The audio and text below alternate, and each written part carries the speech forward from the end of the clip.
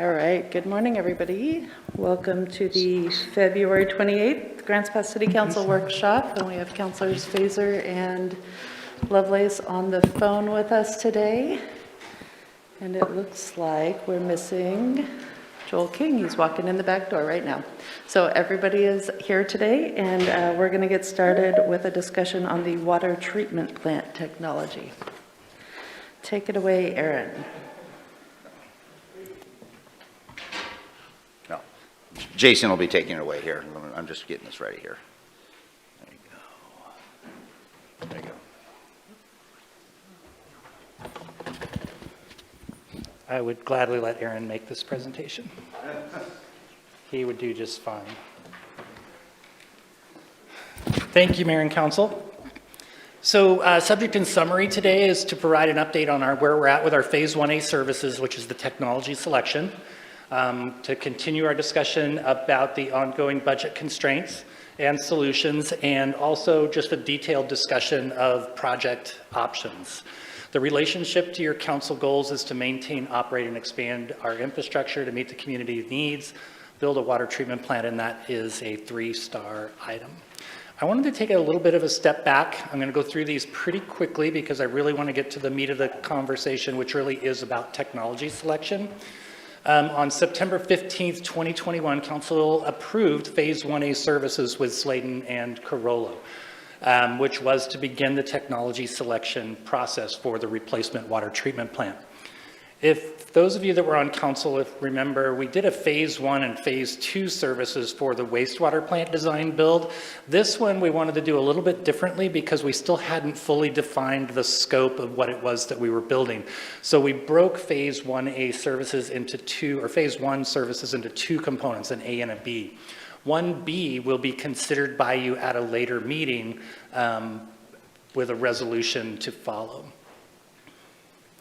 Following 1B services, which will be full design of the replacement water treatment plant, the City Council will consider the guaranteed maximum price, the GMP, and whether or not to complete construction of the project of your replacement water treatment plant.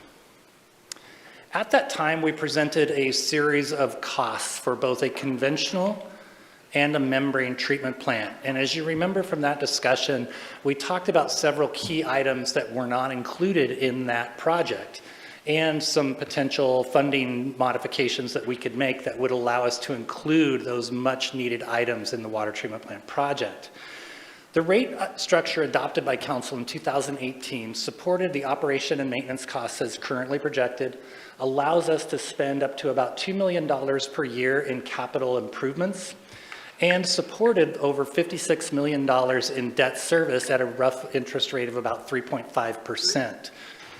That left us with a debt service payment of roughly $3 million per year.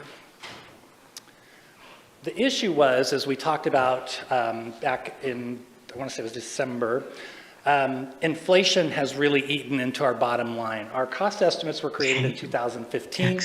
Since that time, inflation has increased well over 23%, which has taken a pretty severe bite out of our project. We had spent, about $7.1 million to date, including $4.78 on property acquisition, over $258,000 in relocation expenses. In addition, we had the preliminary work in the RFP process of over $2 million. We presented anticipated future expenses of over $4 million for owner's rep, construction oversight, and special inspections. We had internal charges of roughly $1.7 million. We were not holding an owner's reserve at that time, and we were estimating that that left us with roughly $68 million for Phase 1 services and construction, so Phase 1 and Phase 2 services. So we didn't just come to you with problems, we came with solutions, and they're good solutions. In November of 21, Council did authorize us to pursue a Building Resilient Infrastructure and Communities, or BRIC grant with FEMA for pipeline and intake structure work. As we began to work with our consultants, one of which was a former FEMA employee who worked with hazard mitigation grant funds, He made the recommendation that our scope was too narrow and it would not likely be funded because we could build a pipeline and then never build the treatment plant itself. And by expanding that scope of our grant application, we actually increased the likelihood of receiving the funding. So we came back to you and talked to you about that, expanded that application from $10 million to $50 million, which was the maximum amount of funding that you can apply for under BRIC. And we also applied for that in a phased approach, which we believe will help us in the future, because we're not saying write us a check for $50 million. We're saying we're going to draw $20 million over 2 or 3 years, several different draws. So as an update on that, our application has been received and reviewed. It has been passed by the state to the federal agencies. They are also in the process of reviewing that, and it's being scored. As we talked about, we really feel that we had a strong and compelling story for the BRIC application. The existing water treatment plant is in the 100-year floodplain. The BRIC program is designed to move infrastructure that is vulnerable to disasters to safer elevations. The existing water treatment plant is incredibly vulnerable to seismic events. BRIC is also designed to make infrastructure needed to respond to a widespread emergency more resilient. In addition, the water filtration plant is the only source of drinking water to the community, and connection to adjacent systems is not likely and not cost effective. So all of these things combine to really make our application super compelling, and we're very, very hopeful, but I want to qualify that we are not banking on getting these dollars. If they do, it makes all of our other jobs very easy, but we don't want to bank on it. They're giving out over $1 billion this year. That's a tremendous amount of money. However, we were informed by FEMA that they received $4 billion in applications this year. So that makes our process even more competitive. So, Plan B, we come up with more alternate funding sources. We talked to you about the Infrastructure Investment and Jobs Act, which is investing billions of dollars into infrastructure, well over $500 million in Oregon across multiple sectors. These funds are going to be allocated through the State Drinking Water Revolving Loan Fund. We have had multiple conversations with the Business Oregon, who administers the grant funds and the loan funds, as well as the drinking water program folks who regulate the water program. And they have indicated that the city is very likely to be eligible for loans at a 1% interest rate. This is huge to our project. The difference between the 1% and 3.5%, as you recall from the charts that we showed at the previous presentation, is millions of dollars in interest, which would allow us to increase our borrowing, not increase our debt service payment, and fund the project that is needed for the community. So we have been applied for those funds. We have been approved to move forward with Business Oregon. We have a meeting on March 9th to discuss with them funding terms and amounts. We are putting together a funding strategy for Business Oregon that lays out a way in which they can fund our entire project over a period of 3 to 4 years, which we hope is very compelling to them. We are also recommending as a fallback that the city pursue additional funding through WIFIA. That's the Water Infrastructure Finance and Innovation Act. The reason we had talked about this previously and we had discounted it for a couple of reasons. One is it is only eligible to fund 49% of the project, so we kind of just checked it off the list. The other reason is that because of the federal dollars, it was triggering a whole bunch of Buy America, there are several other components that we were trying to avoid. But now that we're looking at all federal funding sources, including the grant funds, those are all going to apply anyway. So those become less of an issue, and the lower interest rates far, far outweigh the additional cost at this point. So this diverse funding structure should ensure sufficient capital to get this project completed. And we will be back in front of you many more times with many more decisions to come to conclusion. So what are we talking about? Today is technology selection. And we have two primary technologies. The first of those is conventional with ozone. with a layout similar to what you see on the screen behind me. The second is a membrane option with pre-treatment. Typically, you will see membrane facilities installed in a direct filtration mode to where we take the water directly out of the river. You might do some very coarse screening to remove chunks and sand and then run it through the membranes. In our pilot testing, we found that with a small amount of pre-treatment, we get superior treatment out of the membranes, and it'll really pay off for us in the end with a little bit more capital cost up front. So the primary differences, conventional process is going to provide us with more controls for the operator. And what I mean by that is there are more things to adjust to react to changes in raw water quality. The downside of that is the potential that we need more experienced, higher certified staff to be able to understand and adequately use those controls. The membrane facility is going to provide us less controls for operators to adjust to raw water quality. It is still going to produce good water, but because there are less controls, it means that we can utilize a less experienced operations staff and with reduced risk to finished water quality. The bottom line of this slide is the most important thing that I can say. Either one of these options provides the city of Grants Pass with high quality finished drinking water. I cannot overemphasize that enough. There is no losing with either of these options. So to dig into them just a little bit deeper, we have membranes/PAC, and I apologize that I didn't spell it all out. I was running out of room on the slides and trying to keep this. PAC is powdered activated carbon, very similar to what's in your Brita filter, which uses granulated activated carbon. It is a carbon that's been activated through heat that allows it to absorb toxins out of the water. So conventional versus membranes. Positive barrier, there's no turbidity coming out of a membrane. PAC is only added when we need it, so it is a very passive technology. Conventional has more complexity in the treatment process, but also more reactive to different conditions, and ozone would be added continuously during operation. Looking at water quality impacts, both technologies will provide high quality finished water. Staff impacts. The membrane PAC combination is highly automated. It eliminates or greatly reduces the need for staffing it around the clock. We would be able to do unattended operations.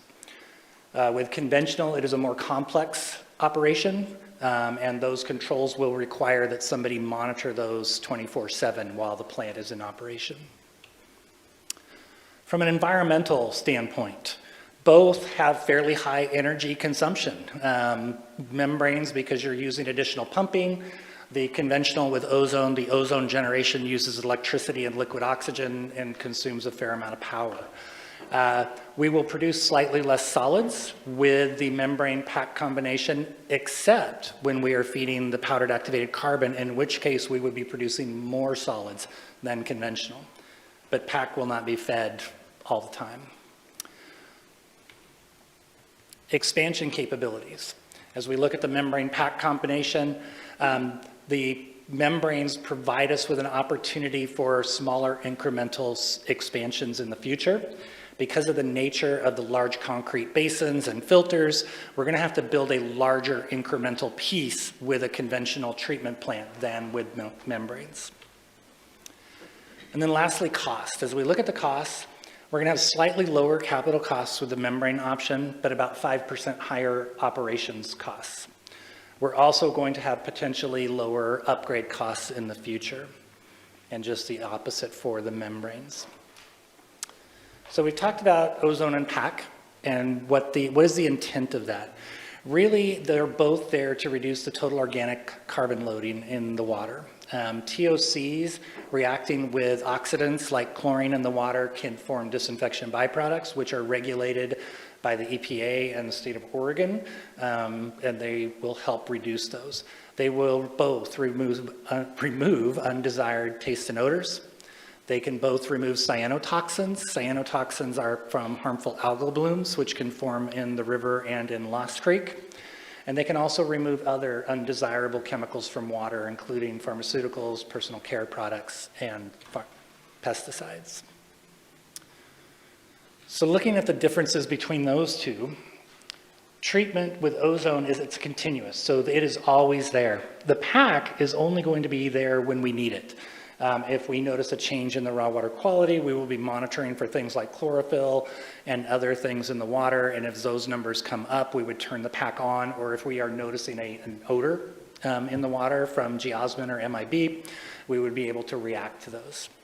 The ozone is probably the best treatment for many, many challenges and provides additional disinfection, but with PAC, we're able to match the dose to the contaminant and only utilize it when needed. For water quality impacts, ozone would be year-round. We would not turn it off. PAC, again, is only going to be used when an issue is identified and that is needed. Staff impacts. The ozone is highly automated, but it's used continuously, so it will require regular maintenance. The PAC is going to be very limited in use, so very limited maintenance. However, it may provide some operational challenges by producing additional solids when we are needing to use that. Environmental impacts, again, both have very high energy consumption for generation of the ozone and, high energy consumption for the ozone, very low energy consumption for PAC. Powdered activated carbon uses a very small feeder that feeds a powdered into a slurry. That slurry is then pumped into a side stream and then removed during the sedimentation process. But it does produce a fair amount of waste solids. Process impacts, the ozone will greatly enhance filtration performance. The PAC, we will need to plan accordingly, and we want to include sufficient settling time to make sure that we can remove the bulk of that prior to the membranes, because the PAC can inhibit the membrane performance. And then cost. Cost is very high capital cost on the ozone side and ongoing operations cost. With the PAC side, very low capital costs, no cost when not operating, but fairly high capital or operating costs when in use. And that is because the powdered activated carbon is fairly pricey. So then we look at the capital construction costs. And I want to make a note that we're carrying a fair amount of contingency because we're still at a very high level.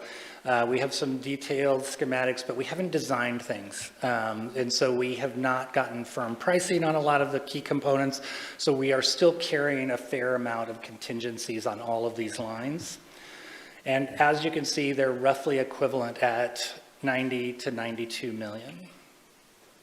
When we look at the operations and maintenance costs, here's where they really start to separate. Membranes annual operating costs we're estimating to be at about $1.9 million, whereas conventional is 1.8. And we're making some assumptions, and we're also looking out at a 10 to 15 year point for these costs. And you can see the $800,000 for labor, that is assuming more full-time staff get added to be able to cover 24-hour-a-day operations and still maintain the pump stations out in the distribution system, whereas the current membrane assumes the current staffing levels. We then take all of that, roll it up, and we look at a 30-year net present analysis. So what does that look like over a 30-year period? And then you'll see that some of these numbers look very, very big, where we look at the membranes, for example, and we have $42,825,000 as a net present value in the treatment building, because that's planning for a full replacement of the membranes at a 10-year interval. It is important to note that the industry is not seeing a need for 10 years, but the manufacturer's warranty expires at 10 years, so we thought it was more prudent to plan for that replacement and set that money aside as opposed to not. But bottom line, as we look out at that 30-year window, both of these options become equal at 30 years. And there are the three economic comparisons all side by side. So we didn't stop there. We then looked at what are those non-economic criteria that we should look at for the project. And when we looked at those, the membranes came out slightly ahead. But you'll see that it was kind of a give and take, higher on one, lower on another.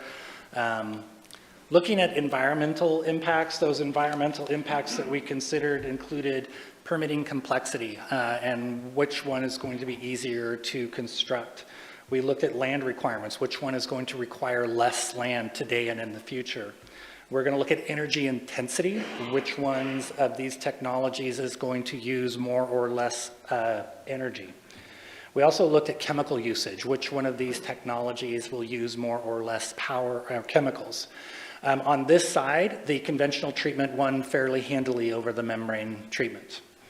When we move on and we talk about looking at the social aspects of it, and we look at things like which can we explain to our public better, or which one are they going to be more receptive to.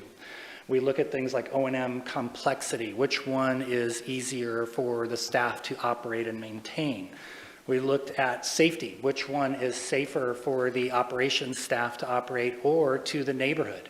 Are we bringing in chemicals that are more toxic than the chemicals we've previously been using? We also looked at which one of these would bring in a higher use of a local workforce. Ease of staffing. Realistically, one of the things that we do struggle with, because we operate a 24/7 operation, hiring people to work swing and graveyard is a challenge, and we do struggle with that. So on that side, the membranes took a fairly handy lead. Looking at the technical aspects, for the technical, we looked at which technology is the most proven, and both of these are well vetted in the industry. Membranes have been on the market now for decades, and they are installed in more and more treatment plants moving forward, as well as we know that conventional, we've been using it now for decades here in Grants Pass, so we know that that technology works. We looked at flexibility for the future, which gives us the more options to respond to future contaminants. We looked at resiliency and redundancy, as well as water quality, which one will react to water quality and future regulations, and upgradability, which one of these is going to be easier or more cost-effective for the city to upgrade in the future. Through all of that, the membranes did come out with a slight edge. And with that, we really would like to make a recommendation to the City Council that you consider installing or having us design for your consideration a membrane filtration plant with powdered activated carbon. It is an incredibly positive barrier so that we can guarantee high quality finished water. It is a cost-effective technology to combat future contaminants. That's referring to the powdered activated carbon. The automation will allow for unattended 24/7 operation with less staff, reducing our future reliance on hiring operators, and our slightly lower initial capital costs helps us with the project as we move forward, although that is offset by slightly higher operations costs. And I want to take just a minute because we've been talking about membranes, but what does that actually mean? And I have a small example here, and I want to hand it around. It's a very small example.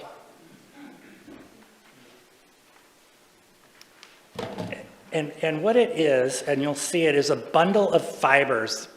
Sorry, my laser didn't turn on. It's a bundle of fibers that are encased in a tube. And in that, the water is let in one end of the tube, and then it has to permeate through each one of those fibers. So if you look at one end, you'll see that the fibers are white, and they have little bitty tiny holes. All of the water that is treated by that membrane have to come out of those little holes. And each hole that's in the membrane that allows the water through is, I want to say 2 microns, 1.5 microns. I'm looking for one of my treatment guys, 1.5 or so, 1.5 to 2 microns, which is smaller than Cryptosporidium, which is one of the smaller bacteria that we're trying to get out of water. So it is an incredibly positive physical barrier that water, that contamination cannot get through. Now, that does not, to infer that contaminants like oils or greases or other contaminants can't get through, but biological contamination and turbidity cannot get through. So the call to action is really at your discretion. The alternatives are here behind me. I have an incredible team in the audience here to answer all of your questions related to the project. And with that, I would turn it over for questions. Thanks, Jason. Council, questions? Joel? Great presentation, Jason. It passes the legal standard for sure, so I appreciate that. Say, under the membrane, you only add the activated carbon only when needed, and that's because of the quality of water, so if you have odors or if you have some contaminants, yet it's automated. And so what is the lag time between detecting something when you need to add the activated carbon? How long does that take? Are we going to suffer through a day of bad tasting water before we add the carbon? I would like to think that we don't put out bad tasting water today, and we do that without powdered activated carbon. But, you know, a bottom line between reaction of when do we see it and when do we get it into the water, that could be a couple of hours, in which case it would start treating. Some of that water will still be distributed, but it'll also be diluted with the water that's already in the system. Okay, thank you. DJ has some questions on the phone.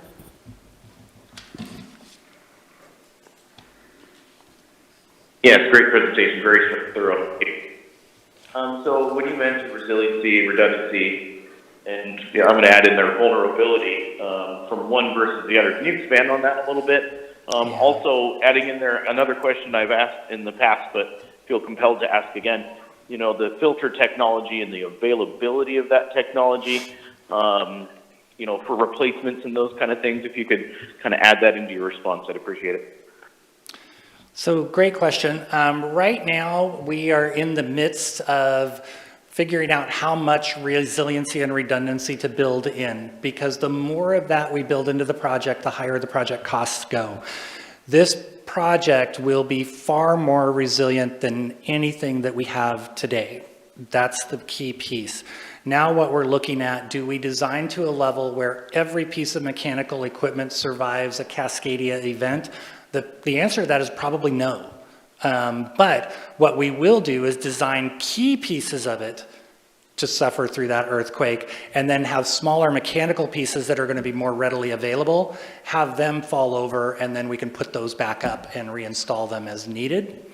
As for the filters, you're talking about the membranes being available, am I interpreting that correctly? That's correct. They are available, but you are reliant on a manufacturer. So it is a valid point, and it's one of the questions that if we move forward with this direction with your approval, that we will be asking those questions of the vendors, realistically, of how long between when we place an order. So say an earthquake comes through and destroys the membranes for some weird reason. How long before we could be back up and running? Those are questions that we'll want to be answering. Whereas with conventional filters, you're running on sand and anthracite, right? So which is more readily available, although anthracite is becoming more and more scarce. But those are not, you're able to get them from more sources potentially than, say, the membranes. Very good, thanks. I have another question for you. On slide 8, it makes reference to owner's reserve. Is it fair to equate that to a contingency in the budget? It is. It also is for things that as we get into the project, the owner may want to add to the project. So we are currently not carrying a line that says owner's reserve. So that would normally be on a project of this size, probably several $1 million. But we are carrying quite a bit in contingencies throughout the entire project that we believe when we finally get to design and we narrow down all those costs, that owner's reserve will be there. Oh, okay, so this is something that we can expect to see manifest as a budget other than zero in the future once we get closer with the design and et cetera. Is that fair to presume? Yes, once we get the costs really nailed down, hopefully one of those contingencies, or some of that contingency that we're carrying through all of the other lines in the budget, we allocate $1 or $2 million to an owner's reserve. Okay, very good. And I think it just I think it needs to be said, having healthy contingency is crucial, especially for a project of this magnitude. So I'm looking forward to seeing that. I do have another question for you.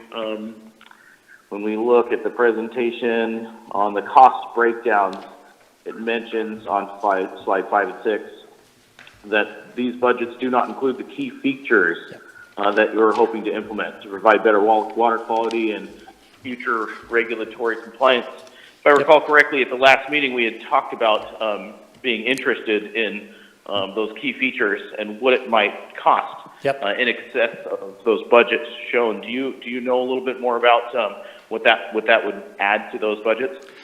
Page 19 of this, slide 19, those are the numbers that we are currently working with that do include those key features, because we did feel that it is important that we at least start out with those in the project as we go through design.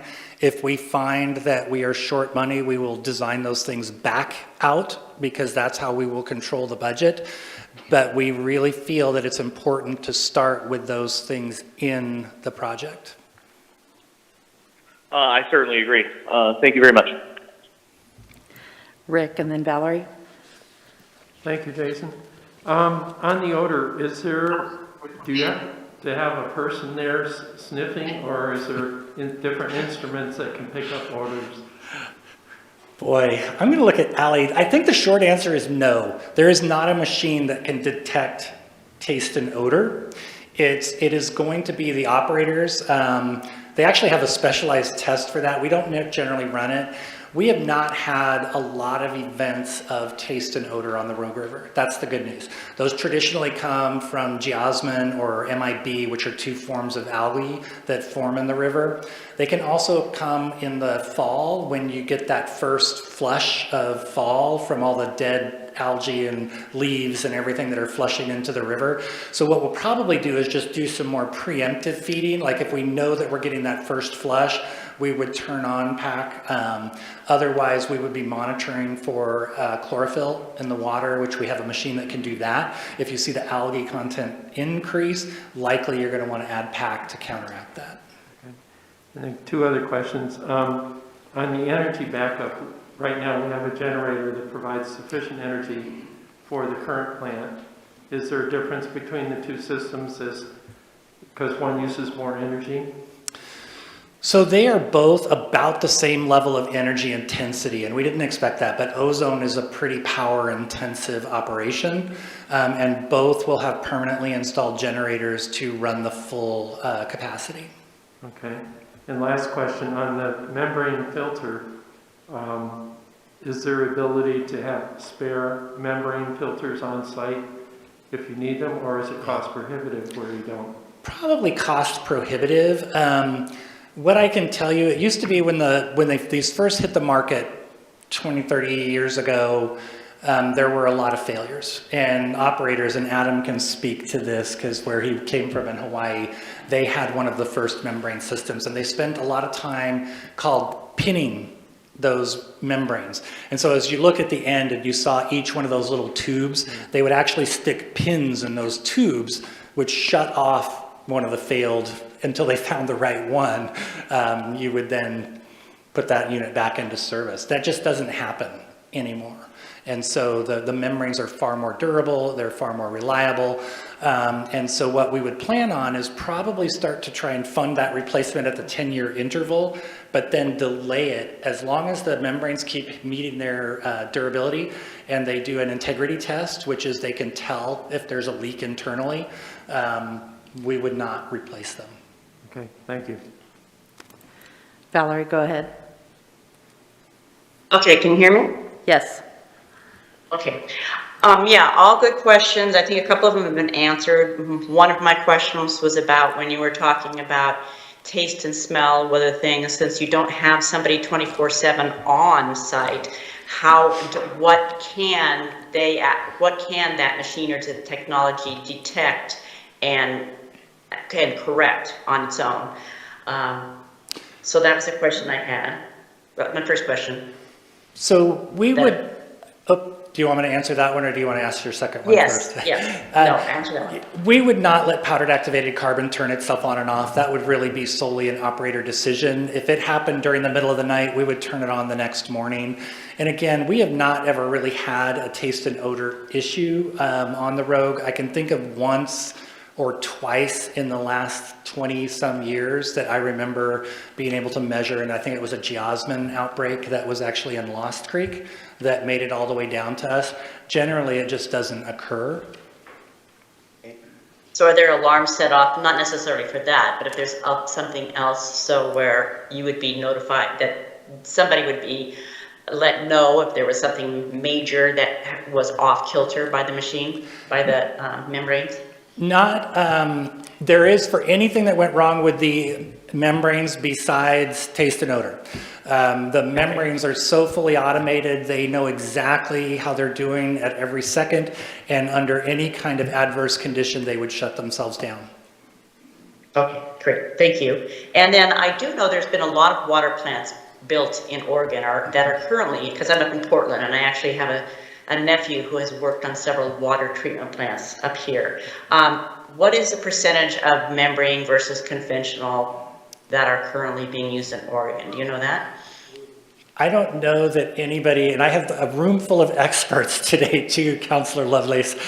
I would still say it leans heavily towards conventional, and the smaller the plants go, the more that percentage will skew towards membranes, if that makes sense. The smaller communities are installing these more and more because they are so reliable and less employee dependent that they are a very good bang for the buck.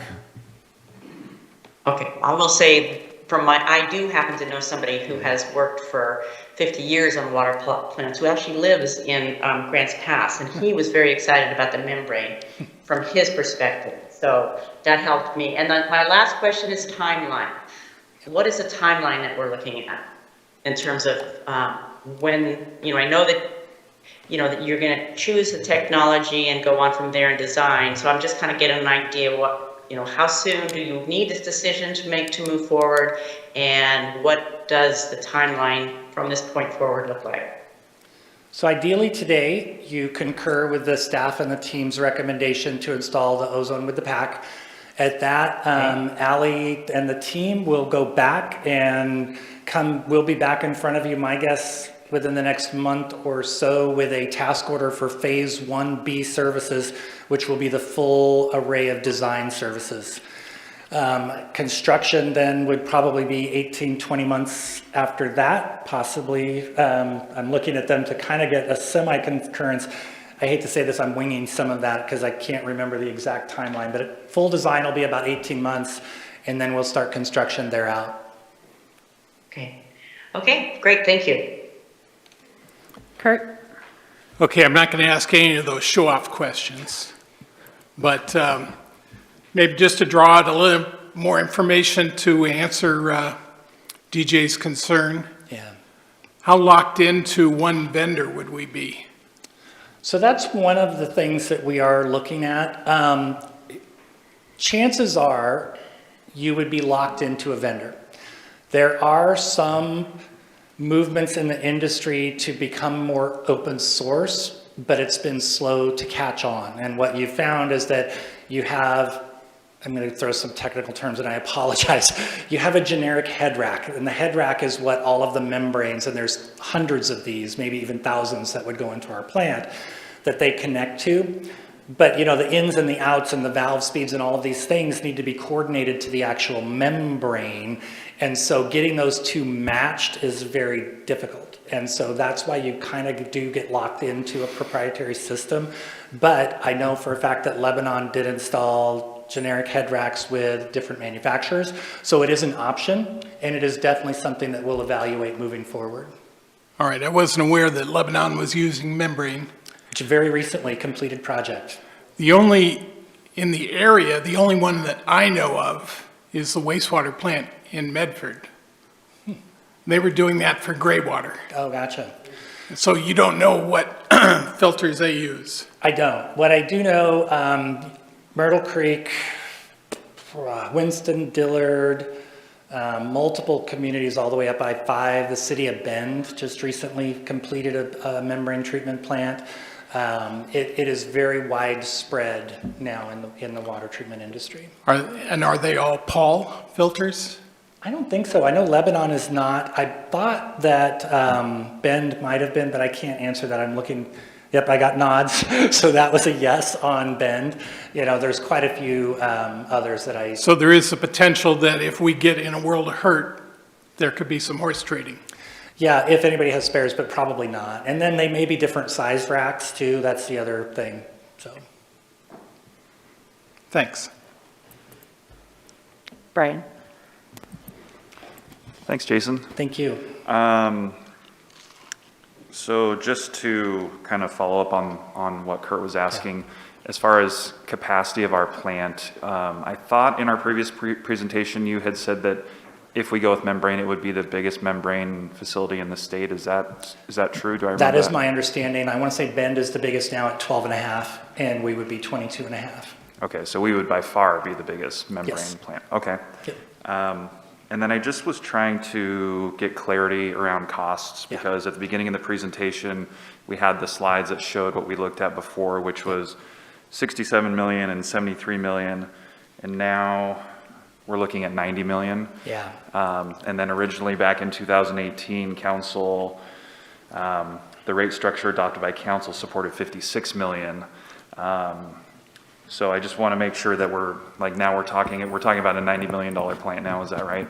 We are. And that 56 million is just the debt service. That did not count all of our cash on hand. So we are self-funding as we go, plus the debt service. So it was always going to be in the $76 million range. That was that number that was on that slide. We were going to be bringing $20 million to the table, and then 56 million was going to be the debt service. As we talked about previously, we asked to expand that as we found the 1% interest rate on money, which allows us to get those things in. Ozone was, I want to say, I'm looking at Steve, a $17 million roughly adder, maybe 16 million. The other difference between the page 4 and, it's page 4 and 5, right? Yes. Those quotes, they've actually been starting to price components out on the market. And so now as we're moving forward in time where we may have had, say, $11.5 million for an item, because of known pricing, that item is now 12.2. So that accounts for the differences between the two sheets. Okay, those original estimates, I believe, were class 4? Yeah, and we're still in that range, maybe okay. a little bit tighter. Is that, I got Jeff giving me he's the guy that actually does all the cost estimating, so yes. Okay, so we're still at class 4, but now Yeah. it's a 90 with a class 4. Yep. Okay. And then we also still are only funding half of the amount needed to support the currently adopted system master plans. With the $2 million per year in capital funding, that is correct. I will say, you know, it's hard for us to do $2 million a year in capital improvements, only from how many jobs that ends up being. What it does allow us to do is do those high priority distribution jobs and set a little bit aside and allow us to tackle some of the larger project jobs as needed.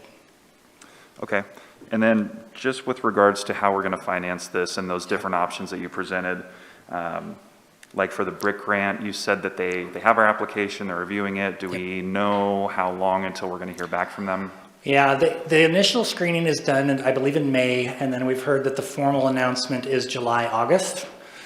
We hope to meet, when we finish meeting with Business Oregon on the 9th, we're hoping very shortly thereafter, they're going to present us with a funding offer that we'll be able to get in front of you. If we can't get all the way there with Business Oregon, we're going to then turn to WIFIA and try to make sure that we get all of the funding in place. And then if the BRIC grant happens to come through, then we can just back off on those amounts and borrow far, far less money. Okay, great. Just one last question about the membrane technology. Yeah. You know, it's part of our job to think about what worst case scenario might be. And so I'm wondering with membrane, is there a scenario where, say something happens at the plant where, the pre-treatment doesn't happen, can a membrane get fouled to a point to where we're out of commission? Absolutely, and that's a great question. That actually happened in, I want to say it was Lincoln City, where they were treating a very ugly source water, and because they had gotten behind on their cleanings, the membranes fouled, and it permanently affected the performance of those things, and they had to end up replacing them. That being said, they did not install a newer design that had a cross flow. So the pipe that you saw on wherever that went, the one coming out the side, that's a fairly new invention on the membranes, and that's for cross flow. So the water that's going in, you bypass a certain amount of it back to and it helps keep it flushed off. And then periodically you come back and you do chemical cleaning. The initial cleaning is just with chlorine, with a concentrated chlorine, which helps to remove the dirts and the foulants. Then about once a month to every 60 days, or probably less than that, but monthly, you do a more aggressive chemical cleaning that keeps those membranes pristine. And so during our pilot, we actually did have a fouling event occur, and it was during that first flush. You get a lot more oil and grease coming down the river, and it did temporarily foul it. The good news is, after the chemical cleaning, it came right back. Okay, so a lot of times the membranes can recover from a fouling event. Yeah, and it really is up to the operators, Adam and his team, to keep a watchful eye on that. And when they start to see those performance degrade, just to be very proactive about doing the manufacturer recommended cleanings. Okay, and do we have a rough estimate on how much it's going to cost us to replace the membranes at the end of their service life? I heard 1.3 million. Okay, great. Thank you. So I believe Councilor Riker was just asking how long that, right now we're funding that over 10 years, but we don't believe we'll have to replace them in 10 years. Cities are getting much longer performance out of them, but that's the end of the manufacturer warranty. So that would be all the membranes, not just... That is all of the membranes in that 10 years. Yes. I had one more question, sorry. Yeah. With the current site that we have over here, can we build either technology out to the full capacity that we are hoping for in the future? That is, yes. Okay. We have to relocate some things in the future. So as you can see right here, one of the things that we have placed right in this area is actually drying lagoons. It's a very passive technology for handling our solids. Right now we use geobags. All of the treatment processes where we're looking used a mechanical dewatering system, which is mechanical equipment. We decided to avoid that. We can run these probably for 30 years or so until we really have to expand. Then we tear out our drying beds and put in the rest of the facilities to meet the 45 MGD. Okay, so either one we can fit a 45 MGD on that site? Yep. All right. It will be snug at 45 MGD, but it'll fit. Thank you. Joel? I just had one last question, Jason. On the economic comparison on page 22, you have the project costs and annual operation and maintenance.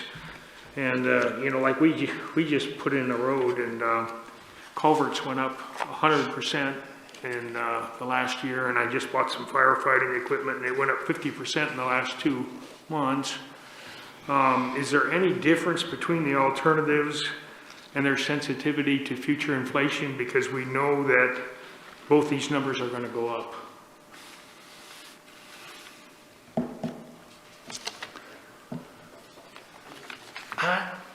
I'm looking at my team of experts. I'm not sure I can answer that question. It really depends on where those cost increases come. Sure. Right now, everything is so volatile that everything's kind of going up together. In the future, depending on where those markets are, it could be that chemicals are more expensive or power. And I don't know that we could say that either is more or less sensitive to future increases. Jason, I wanted to clarify some of the budget information. Yes, please. My understanding is that initially the project was the build cost was 56 million, and then we had 81 million budgeted. So the build cost was going to be 76. We had 81 budgeted. The 56 was just the amount that we were going to have to borrow because we were going to be able to self-fund the difference between the 56 and the 76. Okay, so the total project cost was $81 million, including the insurance, not insurance, interest. Yep. Okay, so on today's paper, number 19, slide 19, these numbers, the 90 million and 92 million are including kind of all the bells and whistles, but no interest. Is that correct? So this is the total project construction costs as we see them, including design. So that is our all-in, let's build it, but we don't know what we're gonna have to borrow just yet until we firm all of this up. We're assuming that it's going to be on the order of what we talked about at our last meeting, which was about 70 million is what we would then be borrowing. Okay, are the costs going up here? The costs have gone up. And Absolutely. what's the total? I mean, I know it's kind of a moving target Yeah. based on how much we borrow, but, So as we talked about at the previous, it is at least $15 million more today than it was when we estimated it in 2015. okay. But do you think we can still get it under 81?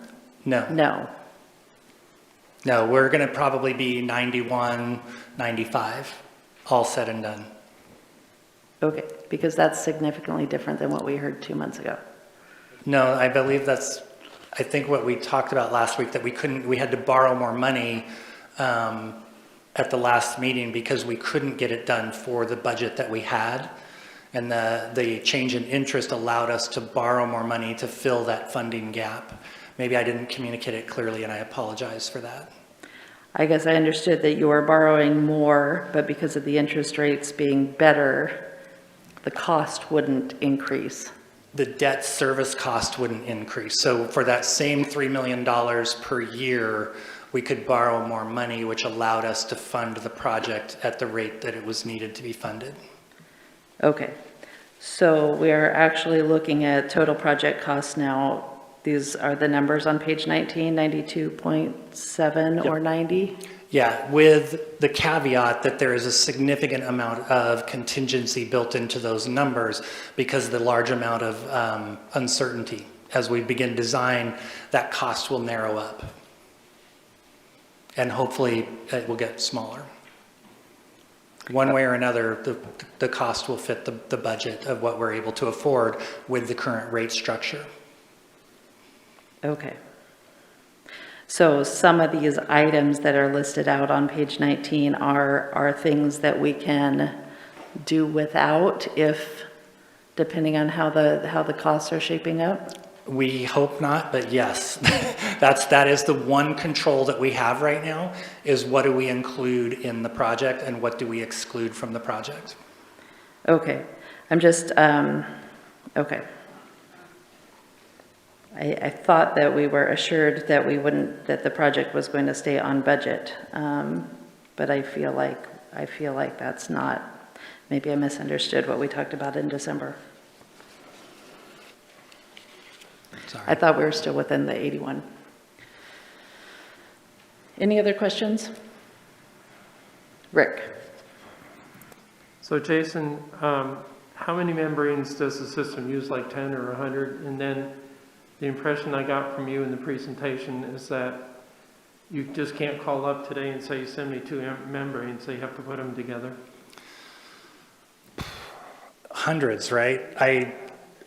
100 apparently. So there'll be 100 of them. And no, they don't fail one at a time, so you wouldn't ever replace them one at a time. You'd want to go at a very minimum a rack at a time so that those were all the same age. Does the company have 100 in stock sitting on their shelf waiting for your phone call, or do they have to make them? I saw a couple of nods. Other questions? Let's see, check and see. I haven't heard from Val and DJ. Okay, I guess we'll move on to discussion. Did you have anything else you wanted to add, Jason? No, thank you.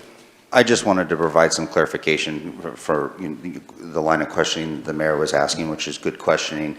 Yeah, you're looking at like $10 million more from what was projected a few months back or a year or back in 2015 when the numbers have increased.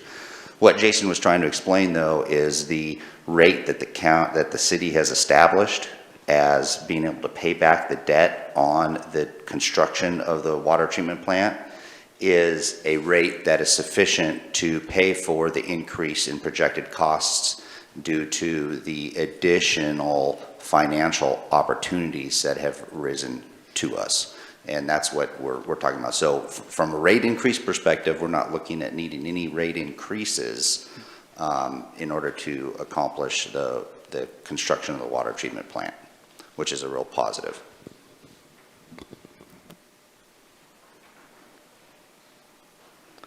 Any other questions, Brian, or are you starting discussion? I just have a clarifying question on what Aaron said, or maybe even for Jason. So we're going for the BRIC grant, we're going for the 1% loan through the state drinking water revolving loan fund, and we're potentially going for the WIFIA funding as well. I know this is probably hard to answer, but do you have any idea of our chances of getting any or all of those? Very high from the state. The question is going to be how many dollars are they willing to give us to commit to Grants Pass? I'm hoping because of the influx of the Infrastructure Act dollars that they are going to be willing to fund us at the full amount. We're laying out a funding opportunity for them. I'm trying to put it in very positive words, where they're only giving us about $20 million per year for a series of years, which should work really well with their income. WIFIA is almost for sure. That's going to be at a little bit higher rate though, so we want to minimize that amount, but it would be a good backfill. And then again, if we get the grant, then we're able to reevaluate all of those funding sources and likely borrow far less money. So on the WIFIA, I forget what that acronym stands for, but is that just another loan? Is that a grant? They're loans. Okay. That started, boy, quite a few years back, and it was to allow infrastructure companies like ourselves, essentially, to borrow at fairly low interest rates. WIFIA doesn't care what your credit is. You know, they're going to lend you money to be able to provide water and sewer and roads. And what kind of rate do they I want to say the offer? last one's 1.5. I think I heard there's 2.25 right now. So Okay. that's why we want to minimize that amount. Great, thank you.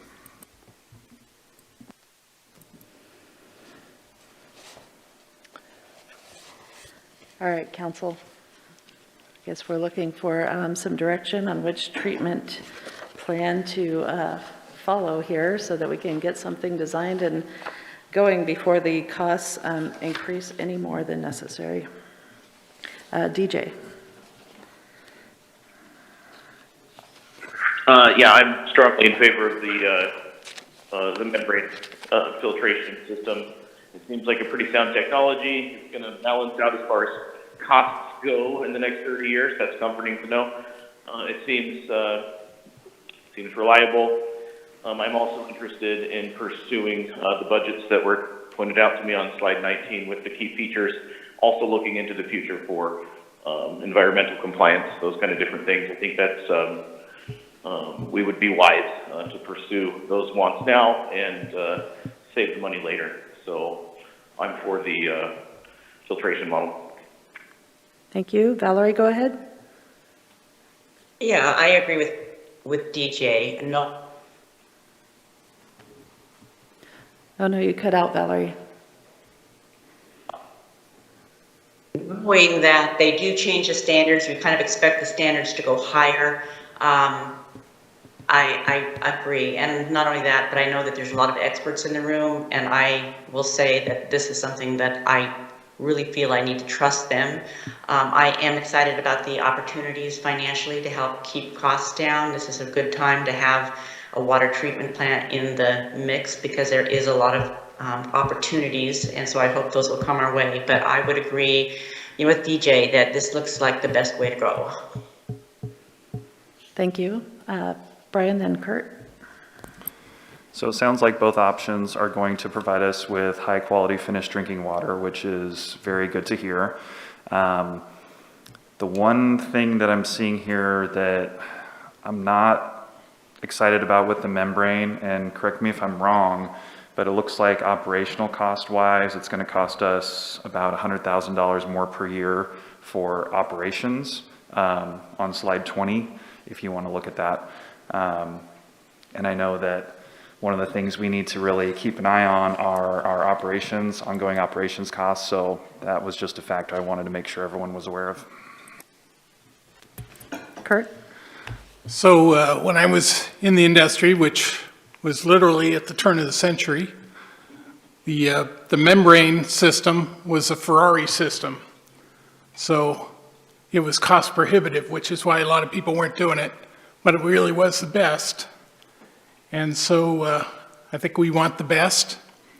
And I think this would give Jason an opportunity to walk into all the regional meetings like a boss, because he'd be the one driving the Ferrari. I mean, operational costs, membrane plant is a power demon. Conventional just uses gravity, which is always there, but you got a lot less issues with breakthroughs. So it's going to make it a lot easier for our operators to not worry about something getting through the plant and then the EPA coming down on us. So the membrane plant is going to give us a lot of security for that. So I'm in favor of moving forward with the membrane. Thanks, Kurt. Anybody else? Going once, going twice, membrane? Brian? This isn't necessarily on the technology, but I'm concerned that the costs are going to continue to go up. I mean, they've already gone up significantly since the last time we've talked about it. So I don't know if y'all recall, but about a year ago, I said this is going to end up being a $100 million project, and we're well on our way to it being a $100 million project. So I don't like that.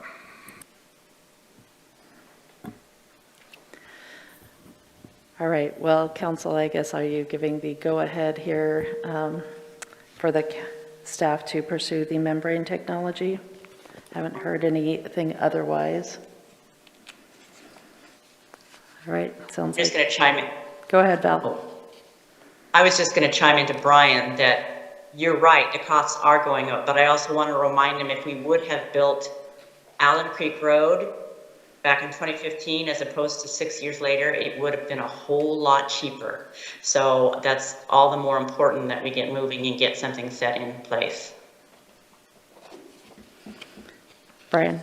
All right, since this is my last chance to make comment on this, I guess what I would say, and I know I'm in the minority here, but I would probably, even with the factor of costs going up, I personally would like to see where we fall with those grants and loans before dumping millions and millions of more dollars into this project. And I know that's not the way we're going to go. But there's a lot of uncertainty out there around how we're going to fund this, and I personally would like to wait until we see where that BRIC grant lands. But I know council's not in favor of that. Well, we do have a plan in place to fund it, so it's just a matter of whether or not we can get help to allay those costs. But sounds like the council is willing to have you push forward with the design for the membrane plan. And we will look forward to hearing good news about those grant opportunities. Mayor, I had something to add to the conversation before we move on. Go ahead, DJ. Sure. I just would like everybody in the room to know that I'm not surprised in the least by cost increases or shy in the least of the potential of future cost increases. This is business as usual. This is not something surprising, not something that I didn't see coming from a mile away. So, let's be confident in our direction. Let's be sure in our decision, and let's build a new water treatment plant and trust that we do have a plan and we do have the financing capability. And like I said, let's just move forward confidently. Big picture. All right, thanks. Well, I guess those of us who have not been on the council as long as others maybe would have preferred for enough contingency plan to be done that we didn't have hugely rising costs, but it is what it is and we do have to move forward. So let's do that. Urban campground coming up next.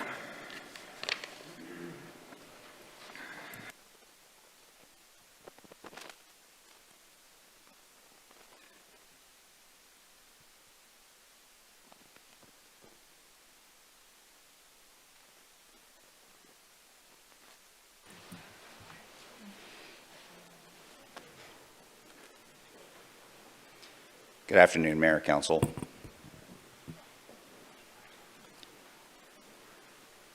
I'm here this afternoon to start off a conversation for Council's consideration and further discussion on the establishment of an urban campground for the Grants Pass community. The relationship to Council goals is it does relate to a 3-star item under Facilitate Sustainable Manageable Growth.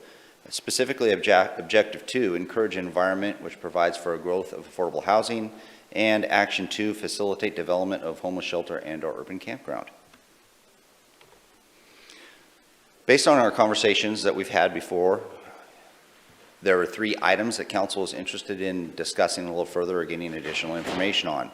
So today we're going to briefly discuss the contract language / restrictive covenants of previous council meetings, and then also funding property acquisition. And then one of the key things council wanted to take a look at and consider was location buffers associated with, say, buffers from schools or buffers from daycare or youth recreational facilities. And we have an interactive tool through GIS that we'll be working with to show you what your options are when it comes to looking at properties.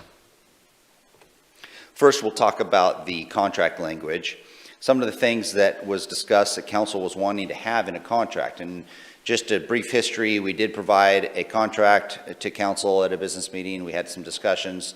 All Care provided some input. We had a roundtable that provided input. And through all that input, council had another workshop and a discussion and asked for a few things to be put into contract language associated with some kind of agreement with a nonprofit to establish an urban campground. So just want to highlight some of those items so we are all on the same page and what staff has recognized in some kind of contract for your future consideration.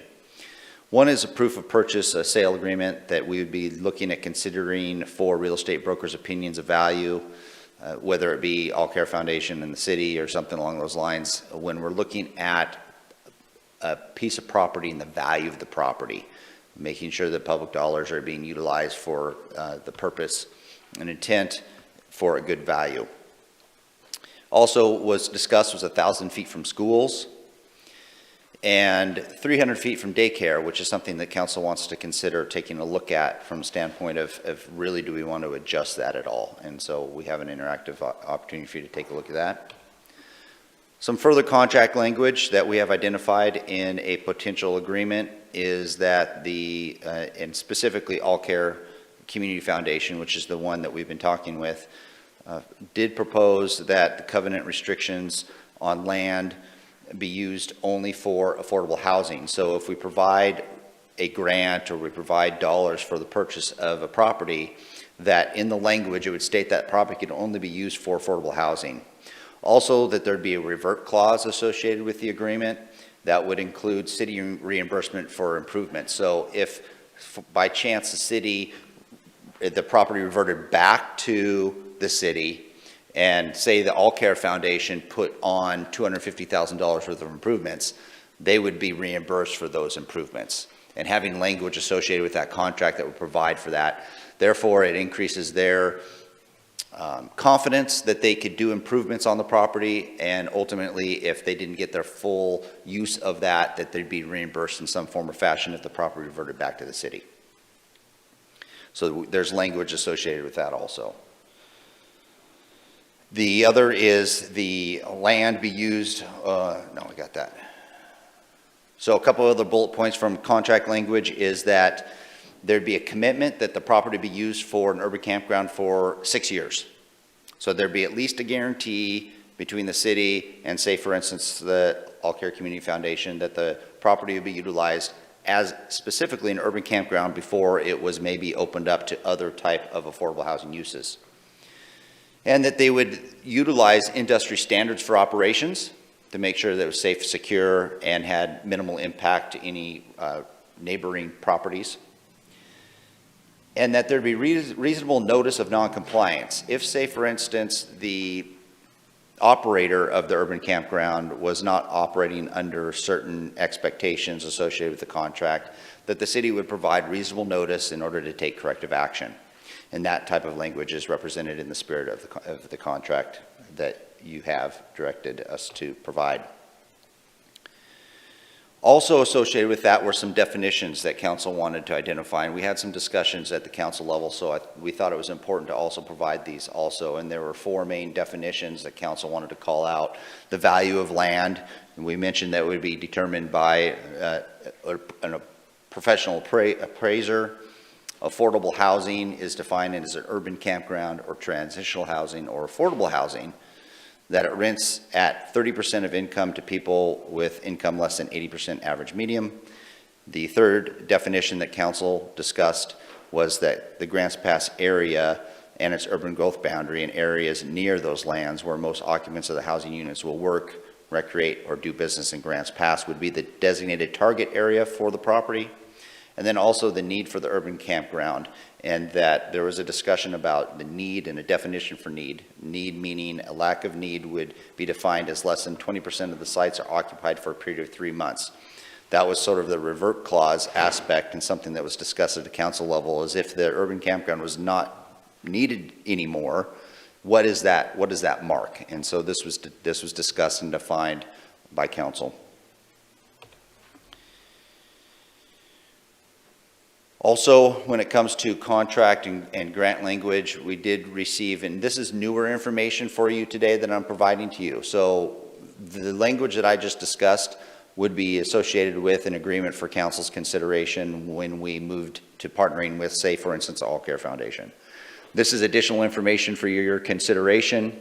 This was represented from the foundation representatives stating that the contract language as we're speaking still is relatively too complicated and beyond their scope of interest. And additional comments from the foundation were if the city retains take-back rights, partnership is not needed. So if we still have some kind of revert clause, the foundation doesn't see the strength for the need to be involved, and the city should just purchase and contract directly with Rogue Retreat. That there was a desire for a grant for the property acquisition and improvements, and the commitment to operate as an urban campground for 6 years, which we had already discussed. And after the term expires, the property and or the proceeds from the sale of the property would be invested into affordable housing. So if they move forward with a partnership, the All Care Foundation would be interested in having some kind of language associated with the fact that if they sell the property, they have the right to sell the property, take those proceeds, and use them for additional affordable housing type of opportunities. Or after that term expires, to say that for the 6 years, that they could expand the unhoused services above and beyond an urban campground to other things, and that would be an allowable use on the property. So those are some other things for council to consider as we move forward in some kind of a partnership. Nothing for you to consider today, as we don't have a formal partnership or something ready to go. We don't have the property identified. We don't have those things. But when we get to that point, these may be some other points that need to be considered in the contract. Moving to financial options, now that I've given you a recap on what's represented in the spirit of the contract and the language that would be between the city and the foundation. The financial options. We were looking at American Rescue Plan dollars to fund the urban campground, which is an allowable use, but there are some restrictions if we use the ARPA dollars associated with the responsibility to make sure that that property is always utilized for a urban campground and or the intended use in association with the allowable uses in the ARPA language. And the city would ultimately be on the hook and responsible for that. So even 10 years, 15 years from now, if something happens to the property and it's no longer, it goes outside the scope of the original spirit of ARPA, the city would be responsible for reimbursing the federal government for those dollars. Because of that, we have a couple caveats for council to consider moving forward when you ultimately come if you come to funding an urban campground. Based on the federal government financial requirements and All Care Foundation's suggested contract language, it is recommended to use the original restrictive covenants and social services agreement or not use the federal dollars. As you may recall, a few months back, I think it was in December or something along those lines, the original contract was very restrictive and very clear and was citing in favor of the city with regards to making sure that we maintain control of the use of that property over in perpetuity. With the additional changes and potential changes to the contract that I've mentioned here in the presentation, it does loosen that up a little bit, and it's not recommended that we use those federal dollars if we utilize that contract language. Based on the current proposed language that we're talking about, it may be more appropriate to utilize the $1 million state grant dollars that the state has provided the city of Grants Pass, which is targeted for affordable housing and would be an allowable use for that, but that's for your consideration. Location criteria. So we've discussed, and through our roundtable that we had, through public comment, through council consideration, through input from the All Care Community Foundation, 1,000 feet from schools was something that seemed appropriate. 300 feet from daycare and youth recreational facilities was originally discussed. A property that's 2.5 acres or larger was something that's discussed as needed for our community. And then something that's environmentally clean and safe, and central to services. The further out, the less effective it might be. So taking a look at all of those items and trying to determine where our sites can be, what sites do we have that are 2.5 acres? What sites are 1,000 feet from schools and 300 feet from daycare? We originally had a number of maps that started with this map, with the areas in green that are highlighted very small on this map, and we looked at and dove into some of these locations in these green areas here. These were the areas that were identified that were 2.5 acres, that were 1,000 feet from schools, 300 feet from daycare, and there was minimal opportunities if you take those under consideration. Today what I have is I have an interactive map that will provide you with an opportunity to take a look at locations within the city upon your recommendation on what that foot buffer should be from daycare and recreational facilities. This was a request that council wanted the next time we came together, so we're providing this for you today.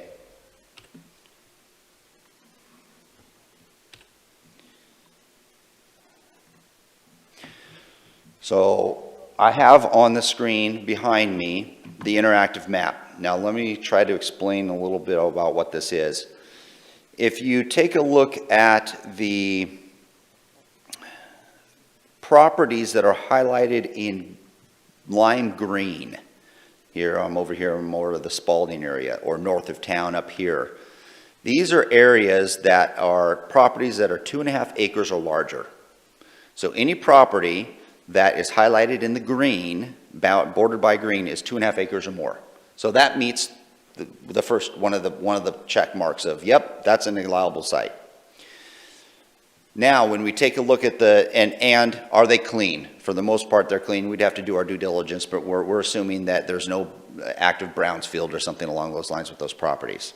So the next check to check is 1,000 feet from schools. So you'll see a number of circles in dark gray. Those are the 1,000-foot buffers from schools. So if you keep that as one of your parameters, that would eliminate some of the green properties, especially in this area here, some in this area here, does not touch any of these areas here or these north areas. So what about the 300-foot from childcare or daycare facilities or recreational facilities?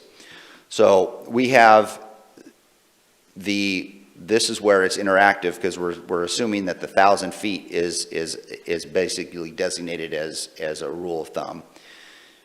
By taking, this is a 100-foot buffer from all daycare, recreational youth facilities.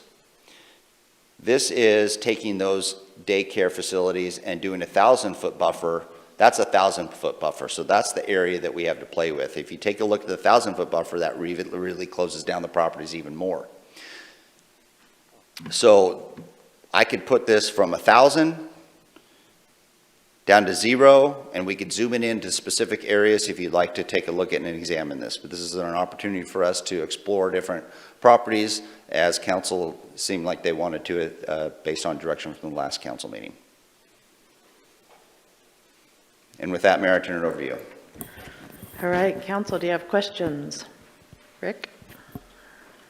Thank you, Aaron.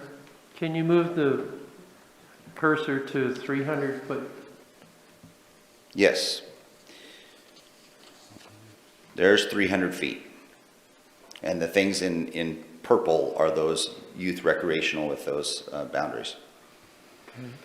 And second question I have, thank you. On slide 10, Yeah. on the source money for $1 million in the state grant, is that state grant funded by federal funds, or is it solely state money? In other words, are there any legal ties that we are not aware of from the state grant? At this point, we understand it as these were state dollars that were allocated to 14 different communities throughout Oregon, Grants Pass being one of the 14, and each one of those 14 getting $1 million for affordable housing in general. And we believe that an urban campground would fall under the state's definition of affordable housing.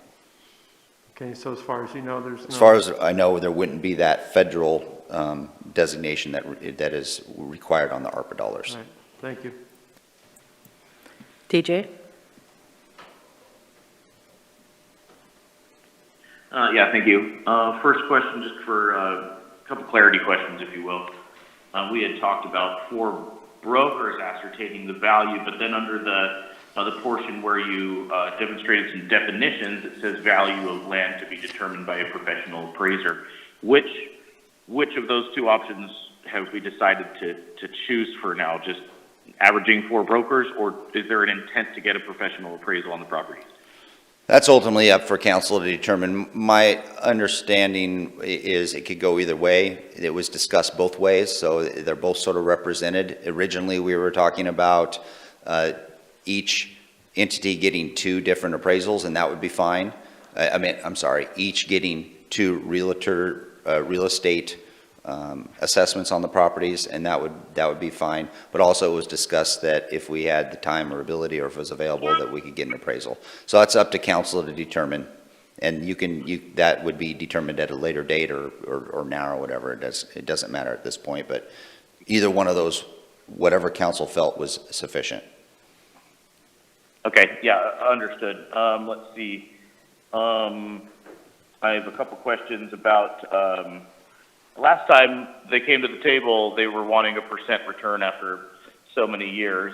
That would add up to eventually, being gifted the property as far as the % return. Are they, is that still a consideration, or have they dropped that and basically only proposed that in the event that a buyback is necessary, that they be reimbursed for capital improvement? So that was in their proposal after the roundtable and through correspondence from a foundation representative as something that they wanted council to consider. When council considered that. The percent buyback, is that what you're talking about? Yeah, and Okay. that percentage that you give back over a certain amount of time. But through council's discussion, that was not an item council directed staff to sort of try to prepare in agreement, so that it was left out is not something that council was interested in. Sure, yeah, that's how I recall it as well, and I'd just like to basically double down. I'm not interested in that, in the % return. I'd like to question the capital improvement reimbursement in the event that a buyback is necessary. what kind of capital improvements are they talking about? We can entertain hypothetically that, we do hold them to, this is just for an urban campground, which I'm still in favor of. There's not much capital improvement out there. Furthermore, to build on that question, last time we were proposed a superficial breakdown of costs. They were also including some capital improvements, parking lots and sewer laterals and all manner of those kind of different things. So I've asked two different questions here. What kind of capital improvement are they talking about, and do they still have an intention on utilizing this money potentially for capital improvement on a project outside of just a real estate purchase? So ultimately, the capital improvement would, I think, require some further definition in order for us to have that in the agreement. I would want to have that defined a little better than just capital improvement. On the aspect of whether or not some of the grant dollars would go to capital improvement on the property, that's yet to be determined, as a property has not been defined and the amount of capital improvement and the dollars have not been defined either. But in the past, it was that they were going to utilize $1 million for the purchase of the property and $200,000 for improvements on the property. DJ Doug Walker. Okay, I'll save some. That's great to know that Doug's there. If he wants to add something to these questions, I'm okay with that. If you are, Mayor, I'll save some of the comments for later on. But I do have another clarifying question.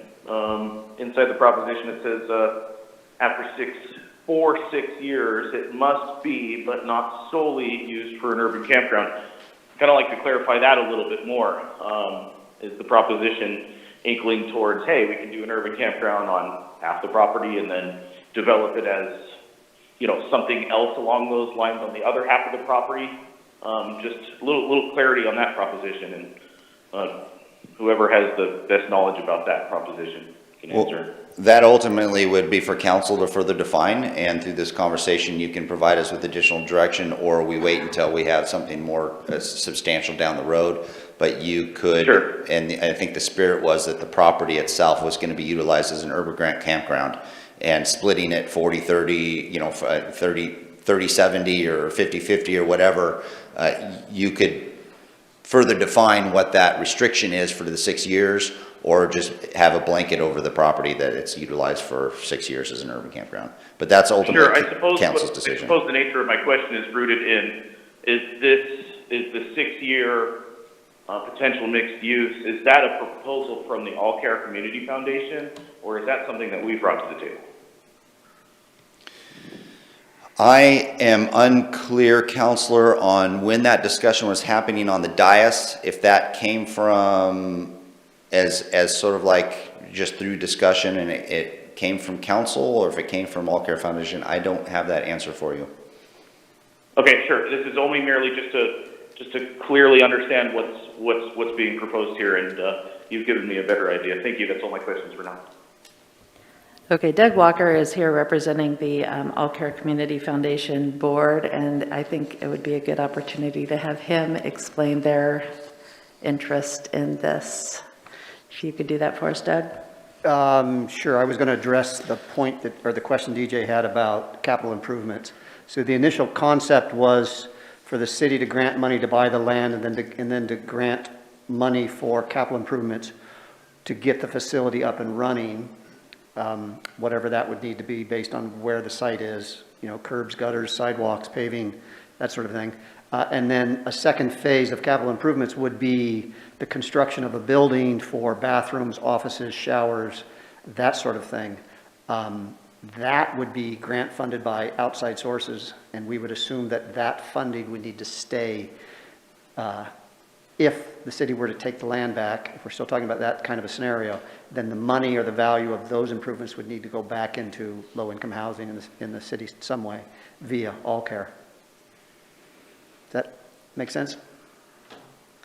I think so. Are you able to explain to us, based on what we're hearing here, like where All Care Community Foundation stands now, and what you would like to see happen? Well, there were a lot of options in that previous discussions, and I think that's adding a lot of confusion to the whole conversation here about how to move forward. I am not sure where to take that conversation. I wish I had an outline here for you or something. Our initial proposal is to have some mechanism, we need to have some mechanism to recover whatever money or efforts that All Care brings to the project and reinvest in it. So the conversation started originally with previous counsel, legal counsel, describing the need for a buyback or a take-back clause. And so in that scenario, in a take-back clause, if All Care comes in someday and gets grant money to build a second building, bathrooms, showers, that sort of thing, that money, the value of that improvement, needs to stay in low-income housing.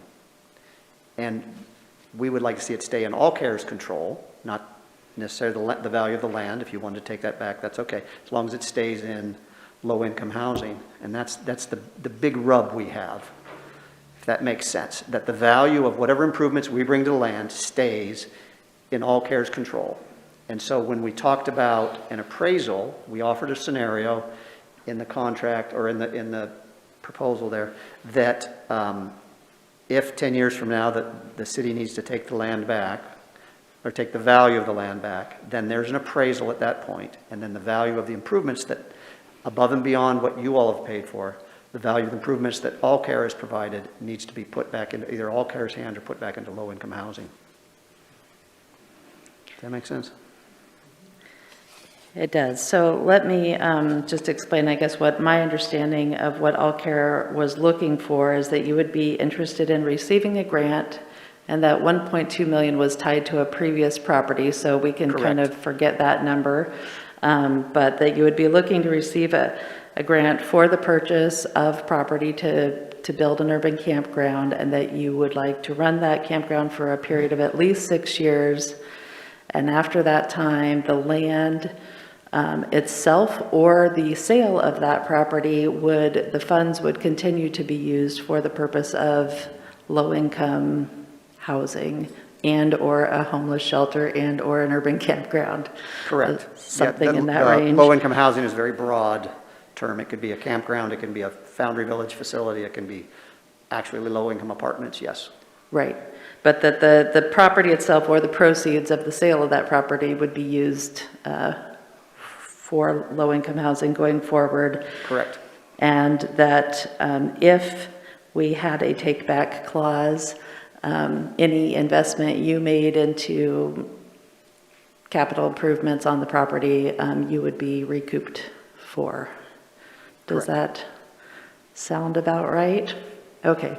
In other words, some of the complications that we were talking about in our last workshop here about the 2.5% vesting and different things like that were just kind of Those were extra options that just made it more complicated. off the table, and that All Care Community Foundation's position is really that if the council wants to choose the land and own the land, the council should just move forward with doing that, and that the foundation doesn't need to be a part of it. Is that more or less where we're at? Yep, option 2, yes. Okay. We have, Valerie has a question, and then Joel, and then Rob. And I guess your question can be for either Aaron or Doug. Okay, I have a couple questions. Are there, if the city were to buy the land and not go through All Care, are there others? Because there's obviously going to be some technical issues that need to take.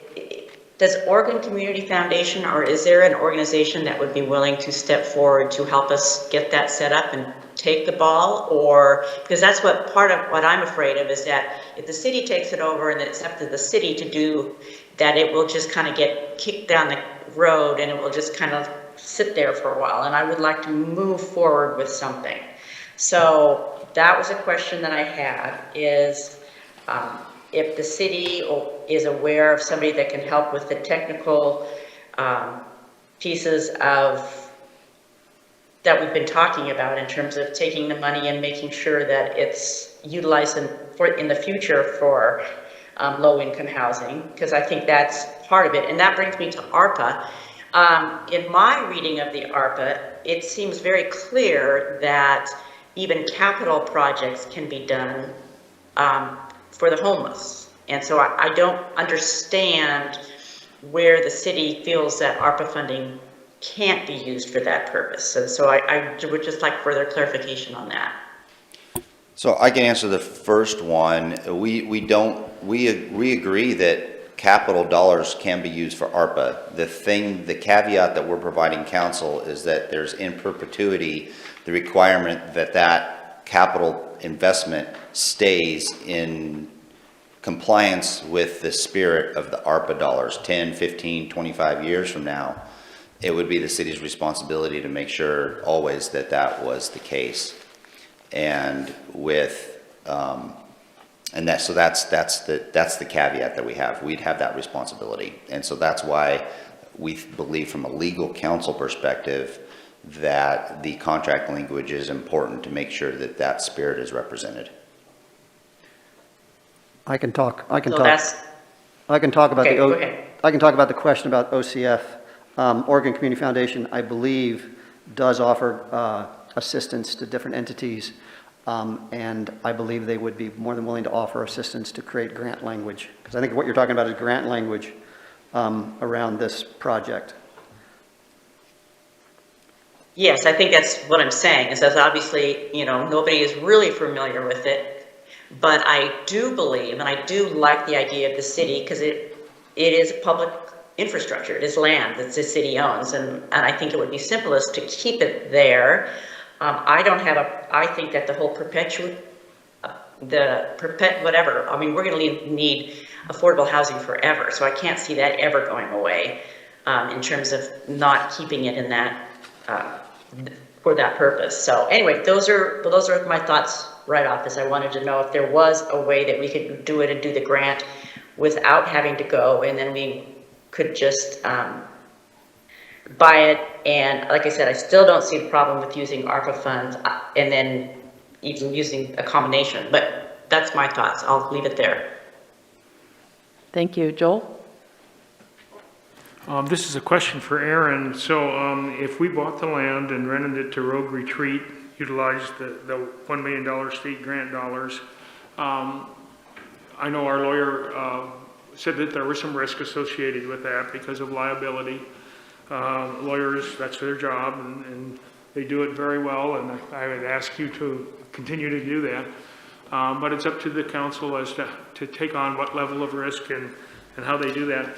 Is it possible when we do that and we purchase that land and rented it directly to Rogue Retreat for the urban campground that we require some kind of bond for any potential liability damages? Because bonds are relatively cheap. Like a surety bond of some sort for services? I would call it probably a performance bond, or a bond that would cover them in case there was a negligence on their part. So that, so let's say somebody, heaven forbid, got hurt or violated that, and then got sued, that they would cover that. There would be some coverage for that. There'd be an indemnity clause, I'm sure, associated with the contract that we would have reduce our risk. yeah. Mm-hmm. Okay, thank you. And Council, you're correct. No matter which way you go, however you put this together, it is truly a question about risk management and what, after you take in all the information and you're making your informed decision, how much risk do you want to manage? And that's really what it comes down to. Because there's many different ways, there's a few different ways you can accomplish your goal. It's just what risk are you wanting to take on? Sure, okay, thank you. Yep. Rob? Yeah, thanks for being here today, Doug. Appreciate it. So I think Valerie's question, the answer to Valerie's question may have already answered mine, but I think that I really appreciate you clarifying the All Care Foundation's position on much of what you did today. That makes it way, way easier to understand than our last meeting, our last public meeting. So I really appreciate that. It would seem to me that by the time we're done here today, I would hope that we have council's main concerns, which have been modified slightly by the reduction in your ask, so to speak, All Care's requirements. At this point, let's say the council comes up with basic guidelines of what we are thinking about. We could then, and I'm asking you this question, we could then potentially go to Oregon Community Foundation and ask them to write grant language, and you guys would have input, we have our input. I think we've heard most of it today. We could then come back, or they would then produce grant language for us so that we don't have to reinvent the wheel. We as a city don't have to reinvent the wheel on that language. We could then, run that language by our city attorney and then move forward. So I guess my question is, if we come up with clear parameters, that Oregon Community Foundation would basically be able to codify that, and I'm assuming that that's true. The other question that I have, because I spoke with Doug the other day, trying to get a feel for where this meeting might go. I believe you mentioned that All Care would potentially be willing to foot the cost, if there was any cost involved, for employing the Oregon Community Foundation to write that grant for us to look at. And even if we didn't use it, you guys would assume the cost of that to simplify it for us and simplify it for our city attorney. So we could basically, if we came up with what we, the sum total of what we want in the contract, we could then ask Oregon Community Foundation, write the grant, you guys would essentially pay for it, and then that can come back to our attorney. Does that sound about right? I think in general, yes, although I would not use the language that they're going to write the grant. I think it's more like OCF is going to give you language. Thank you. And you're going to write the grant. Okay, great. I So think they're based just gonna on their offer technical- experience. From their experience, technical experience, here's the language they use in grants. Does it fit your scenario? Yes, no, modify it, A, B, and C, and then legal counsel creates the grant. And All Care Health does have some grant funds, some funds of its own to help pay for that technical assistance if OCF needed to be paid. Yes. Thank you. Yep. So I guess Aaron, I guess I would ask Aaron or Augustus, does that seem like something that's reasonable or doable from the city's perspective? Yeah, we could take on some of that language, and I think we'd probably prefer to try to develop that grant language for council's consideration in cooperation with the foundation to provide language that they feel would be acceptable for that. Yeah, it could be a partnership there. Yeah. And to add, I think that language would probably be a general skeletal outline that the housing, Amber Neek and the other housing funds that you all are creating are going to be able to use for future projects as well. So it is something you're going to need that's a bridge you're going to have to cross in the near future anyway. DJ? Yeah, thank you. It was briefly brought up before. I believe Valerie talked about restrictions on ARPA funding. We need to be really careful about, following those regulations, looking into the future, with the buyback, 6 years, sale. I mean, is that, totally compliant with ARPA funding? And if the answer is maybe, I would be willing to look at the money coming from that state litigation. And my question would be, are there restrictions that we need to be aware of in utilizing those funds for this kind of project?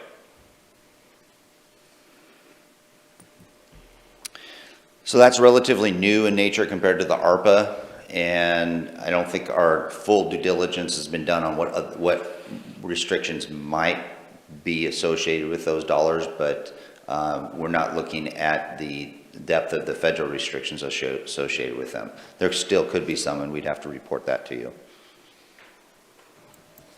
Okay, very good. I think I for one would like to at least find out if there are restrictions or otherwise, because that might be a clever avenue if we're starting to entertain less restrictions on this negotiation for the property. Utilizing those dollars, in another way to put exactly what you said, utilizing those dollars might provide counsel and your partners more flexibility, future flexibility. And if that's something that's important, that's something to consider. Yes, sir. Well said. That more succinctly gets at what I was saying. Thanks. Rob? So I think what I heard here today, when Doug was speaking about the possibility of this property changing its use slightly, not necessarily its use, well, yeah, changing the details of its use, whether it got converted to, you know, some other aspect of affordable housing, as long, I mean, correct me if I'm wrong, Aaron, but as long as this were to stay in some aspect, whether it's the urban campground or whether it's tiny homes or whether it's, you know, full-on construction of low-income units, as long as it stays within that realm, then it's within the ARPA guidelines. Is that not correct? As long as it's within the ARPA guidelines is what they define as affordable housing, then it would be an acceptable use or expansion of use. Any other questions? I think we can talk about the zones slightly separate here. Any other questions about the grant contract language? Joel?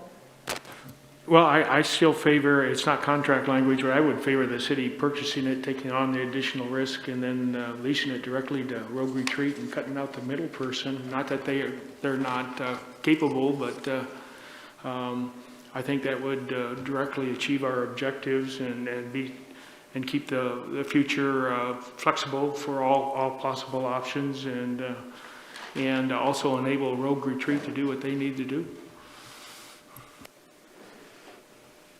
Rob? So are we moving into discussion, or because that's discussion? Where It are we seems going? as though we are. Do you have a question or discussion? I don't have a question. Okay, let's move forward with the discussion on this, and then we will come back and have questions and discussion about the zones afterwards, okay? Go ahead, Rob.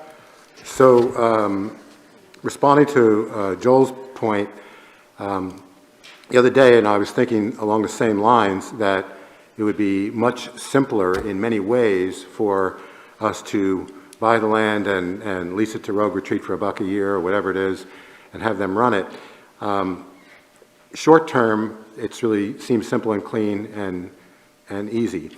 I think more medium term, I think that we heard here today, at least the concept of where Rogue Retreat, where their abilities would stop and where the All Care Foundation could actually be a more beneficial partner. So, in other words, if this property had to, if it were to change its focus slightly from an urban campground to low-income housing being constructed on the property, or tiny homes being constructed on the property, or any one of those other possible incarnations, or if that property was ever going to be essentially traded, sold, and another better property for the same purpose within the city were to be purchased. All these different variables down the line that are very foreseeable, or very possibly, it's very possible to foresee these things, or foresee that possibility, I should say.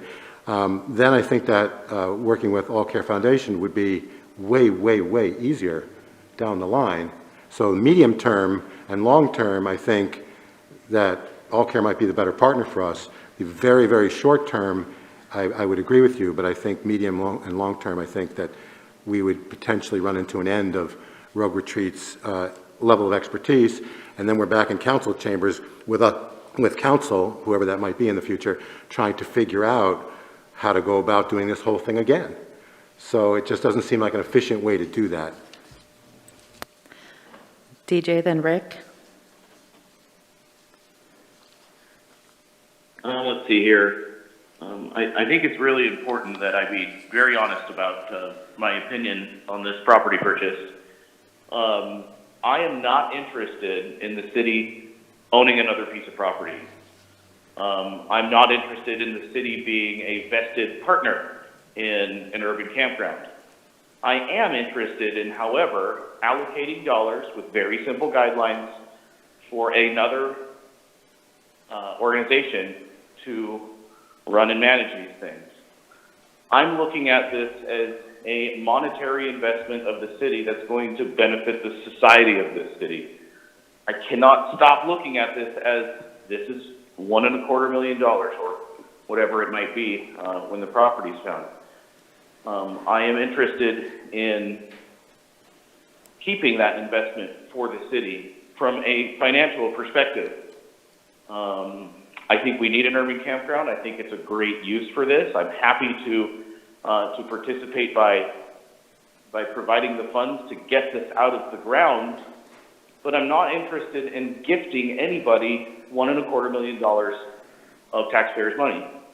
And therefore, I need to get into these very simple restrictions, and then I'm just willing to let the ball roll down the hill. I'm in favor of they can purchase the property with the money, but we have restrictions. It has to be an urban campground. It can't be close to school. Very simple guidelines. And then let's be happy about that. We've donated the money. They have an urban campground. We have an urban campground in this community. And that's a project complete. Looking forward into the future, we can entertain other projects. So I'm not necessarily in favor of the 6 years and then it's theirs, because if we look in the long term, then we have essentially given an organization, $1.25 million plus whatever the property's worth in 7 years. And I'm just not willing to do that. So simple guidelines, they can use the money for an urban campground within the guidelines, very simple guidelines that we give them, and let's rock and roll about this. So here's my opinion. Thanks. DJ, real quick, could you clarify, if you're not interested in the 6 years, are you going to require an urban campground forever? What are you thinking there? My knee jerk would be yes, in perpetuity. That this will be an urban campground in perpetuity. Yes, but the only vested partnership of the portion of the city is that this is where the money came from. And that would be a very simple requirement for this money. So I'm willing to further negotiate. Is 30 years prudent? I haven't really thought about that. But yeah, my shot from the waist answer to that question would be, at this point, yes, operating an urban campground in perpetuity with the money that was granted. Okay, thank you for that. I have Rick, then Valerie, then Brian. I guess I want to endorse the majority of the concepts that DJ just presented. I still would like to reevaluate the 6 year. I'm not sure that I think I like that. But the thing that concerns me, and I guess I have the question for staff, if we take on the concept of owning the property and finding that property, do we have a staff member that has the time to go out and start searching Grants Pass and talking to the owners to find out and search that piece of property? I just see that would not be taking on an additional burden for staff. Well, this is a 3-star item of council's, and the 2 individuals sitting at the front table are the ones that would be your procurement officers for the property. So we'd be working in partnership to identify, based on your guidelines on buffers and areas and parameters that you provided, for us to go out and ultimately acquire property if we were to do so. Thank you for the clarification.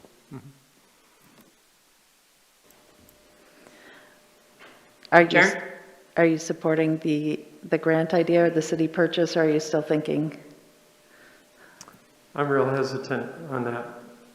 Yes, I would rather, for the city not going out on its own, but to grant them. You're favoring? Rephrase. Are you supporting doing the grant option? But you have a concern about the 6 year, is that right? Well, as I've stated before, reason I voted against previous motions on granting the $1 million or $1 million+ was other cities have had properties that did not require using that money for that purpose, where I wanted to see that money go for low-cost urban housing, not for a campground. So there's where I'm torn. Thank you. Okay, Valerie? Well, if you look at the definition that we have in one of our parameters, it says urban campground or anything that goes into, that comes under the guise of affordable housing. So you're looking at tiny homes, you're looking at, you know, many more things as long as it stays in the definition of affordable housing. So I do think our definition that has been written up kind of precedes that, is that that's there. I'm going to agree with DJ. I want it to be a grant. I want the language from OCF to help us put together that grant. I want to turn it over to some professionals who do this and run affordable housing projects. And in this case, I think that All Care Foundation is that foundation. I think we keep the parameters simple. I think that the definition we have of what that is that we've already put in there, I don't think we need this 6 years, because the reality of it is that in perpetuity, I can say that word, you know, ongoing, there will always be a need for affordable housing, low income housing of some sort. So I think that that's going to go away is a major dream on anybody's part. I also do believe that the ARPA, I went through and read the ARPA final rules, and they are very clear that recipients can use funds for capital expenditures that support eligible public health and economic response to certain classes. And recipients, it says right in it, that have broad flexibility. They can identify groups or classes of beneficiaries, in this case, homeless or transient individuals, and utilize that money. So I think that ARPA funding is an opportunity. I think we can take a look at both of them per se, but I also think it's important that, you know, we look at all of our affordable housing needs and do whatever one is most flexible for all of our needs. So I'm in favor of going to, as Rob said, going to OCF, getting the grant language, coming back and finalizing it through our legal, use the parameters of the 1,000-foot schools,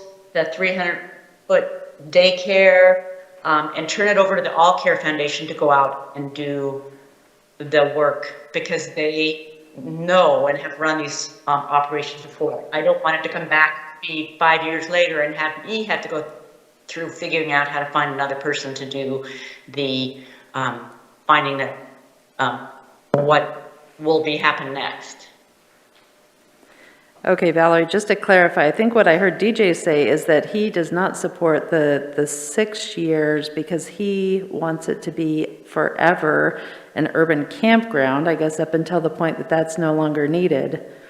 But a difference in what I'm hearing you say. What I'm hearing is, okay, go ahead. Well, I guess what I was hearing you say is that there will always be a need for low-income housing. So as long as All Care Community Foundation were to continue to use it for all, for low-income housing, that's okay with you? Affordable housing. Yeah, affordable housing includes the definition that we have written up, and I'm almost clear of this. When we wrote our definition, which was Mark, he has it saying an urban campground or other housing for transient, which could be tiny homes, which could be anything. And so maybe if we could go back and look at that definition one more time, I think that basically it is meant for transitory housing opportunities.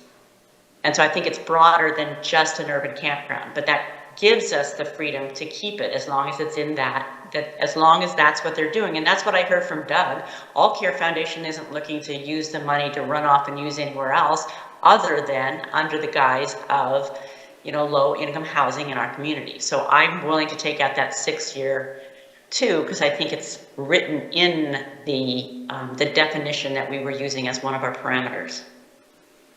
Okay, I think that when I spoke with All Care Community Foundation, they were wanting some flexibility. If for some reason that particular property wasn't right for the future need, they wanted to be able to sell the property and use the proceeds for the same use, but I'm just trying to get everybody's thoughts on this out now so that we can move this all along. What do you think about that, Valerie? Yeah.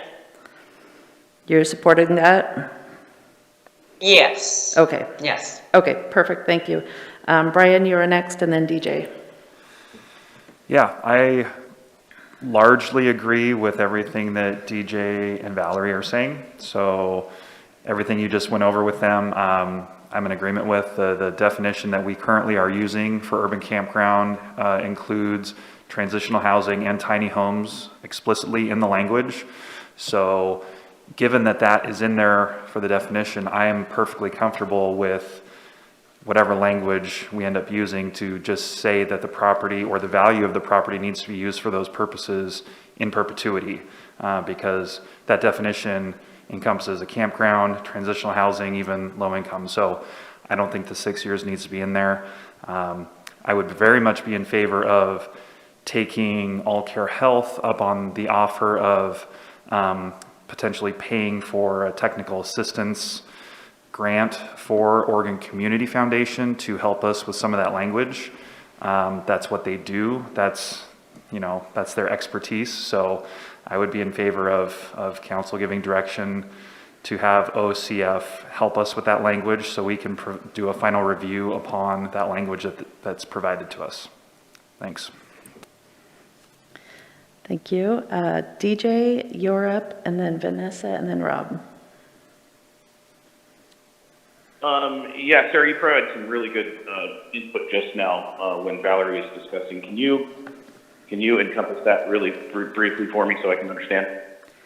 I think maybe what you're referring to, so that the deal with the 6 years, I guess they were wanting flexibility after the 6-year period, that if that particular property either has, whether if the campground outgrows it and they need to put a campground somewhere else, or if there's no longer a need for a campground, but there's need for a tiny home village or whatever, that they could have some flexibility either to sell that property and use the proceeds for a similar low-income use, or that they could do, other forms of low-income housing on that property. But that's where the 6 years comes into play, is that they were suggesting they would be willing to agree to run an urban campground on that property for 6 years, and after that, they would continue to use the funds or the property itself for low-income housing in perpetuity. Okay, yes, thank you very much. That actually does make a lot of sense because, the goalposts are going to constantly move until we have, all of these structures in place, urban campground and affordable housing and transitional housing. And so I could imagine a circumstance where the city grows, into a greater need for that property. I'm glad that we're not talking about, after 6 years they could sell the property and then use that money for affordable housing. I think keeping that as an asset, a real asset for affordable housing or whatever need it would be after some time would be great. I'm not seeing a need at this time to really chisel in stone that it will be 6 years, but I would like to walk away from this agreement feeling that if that need is outgrown or the need gets greater, that the All Care Community Foundation could feel free to come back to council and say, look, the needs have changed. We would like to use the property for something else. And then, sure, let's cooperate on the use of that asset. So, yeah, I would certainly like to keep that open for discussion. So, I like where you're going with this. Thanks. Okay, thank you. Vanessa, then Rob. I think this is the most progress we've made this far, almost a year into this topic, so I think we should give ourselves a pat on the back for that. I am glad to see that there's mostly a consensus of moving away from that 6-year rule. An urban campground likely wasn't needed 20 years ago, so there's no way to say that we would need one in 20 years from now. I think it is important that social service experts are able to remain flexible in what services the community needs. I do think that we should remove the $1.2 million from our discussions. That was specific to a site last fall. Not to say that it's not likely the grant will be a significant amount, but we don't know what the amount will be. So I think that that's important going forward. And to simplify this discussion, it may even help to view this very similar. Aaron brought this up at our last discussion in January. To view this very similar to the building facade program grant that we have, where the council establishes a very direct set of simple criteria, essentially promising the entity that a grant will be awarded once that criteria is met, and then once the criteria is met, the grant is awarded. So that may help to simplify that.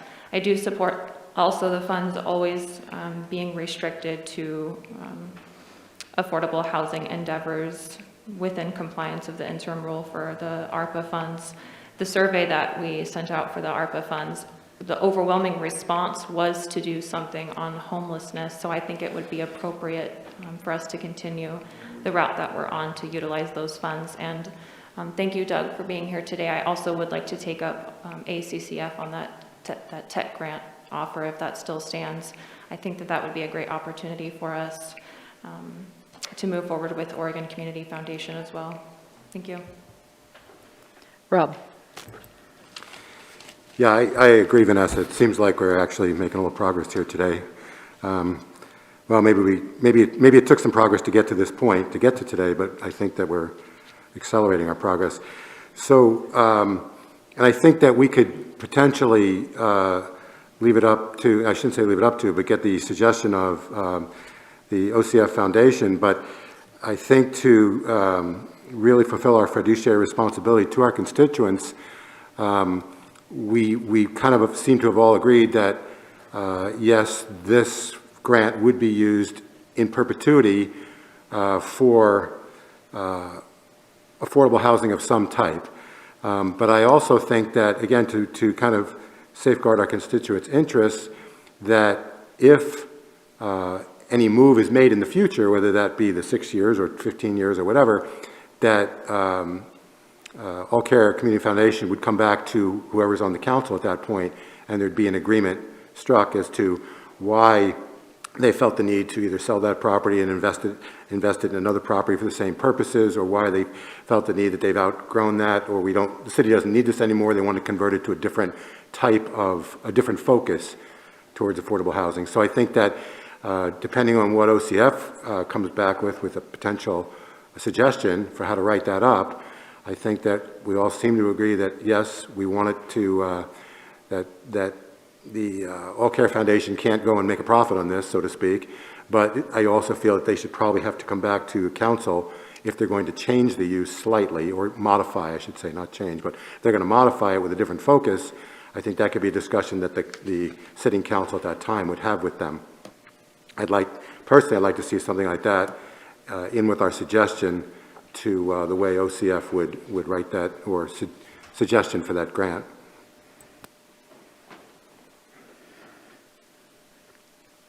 Vanessa? Yeah, that reminds me, that was a point that I wanted to make also, Councilor Pell, that I don't necessarily have concern as to why they may need to shape-shift how the funds are used, but I truly believe that whatever grant amount the city decides to issue, that so long as it is used within the ARPA final rule, the city won't lose. The city will always benefit from the social services being provided, whether it's in the northeast part of town or the northwest part of town, wherever it is, the city will benefit. Brian? Yeah, I would just agree with Vanessa on that point. I don't know. I would like for the contract language to take care of any potential variability in the future that might come about. I don't want there to be a scenario where they need to come back to council and ask for permission to do something. I think if it's within the guidelines that the ARPA money outlines and within the guidelines that we put in the final agreement, that would make us not have to do that kind of a thing in the future where they have to come back. Rick? It's probably a staff question, but I think All Care could find a piece of property that could be used for a campground today, and yet in the future, the zoning either now or in the future would not outright allow that use. So we could see them coming back to the Planning Commission, to the City Council for a zone change or a permission. Would that be a correct perspective? The use would likely be grandfathered in, just like the recent House bill that allows for certain things to go in right now and designated as emergency shelter, and really sort of sidestepping some of the local planning oversight. So once it was in, as long as it's in and it's maintaining its active status, then it could be just a non-conforming use. Okay, thank you. Rob? So getting back to the point I was trying to make with potentially All Care being required to come back to council for a modification of a future use, to me, I don't necessarily want to lock in language today that says we've decided that we no longer need an urban campground, but it may be true that we don't need an urban campground in the future, or it may be that there is a difference of opinion in the future, where the sitting councilors at that time might feel, no, we still have a need for an urban campground, and the All Care Foundation at that point might feel, well, no, we'd rather build tiny homes somewhere or whatever. That, to me, is why I'd like to see that. Put it this way, I'd like to see what the Oregon Community Foundation has to say about that in grant language. I'd like to see what their suggestion is to cover future modifications. And then we still can decide what instructions we're going to give, or in conjunction with discussing with our city attorney, we can decide where our position is as a council today. But again, there could be a difference of opinion as to which need is greater 10 years from now. And I wouldn't necessarily want to leave that decision exclusively to the All Care Foundation. I'd rather have a discussion 10 years from now. And that's where I'm coming from on that. Well, I think that point actually hits on the head where the 6-year promise was at, and that they felt like they would agree, you know, to 6 years, and they may well agree to 10 years if that was what the council was more comfortable with, but that fulfills their initial obligation of providing the urban campground, and then without discussion, you know, again with the council in either 6 or whatever period of years, they would be able to reevaluate the need and, you know, and make their own plans. But I think they're trying to remove some of this take-back aspect. You know, we're giving them the money, right? So what are our expectations for the grant? And if you want a period of longer than 6 years, I think we should get that out, but I don't think we should provide that option to bring it back. Well, I don't necessarily know that whether it's 6 years or 10 years or whatever it is, I don't necessarily think that is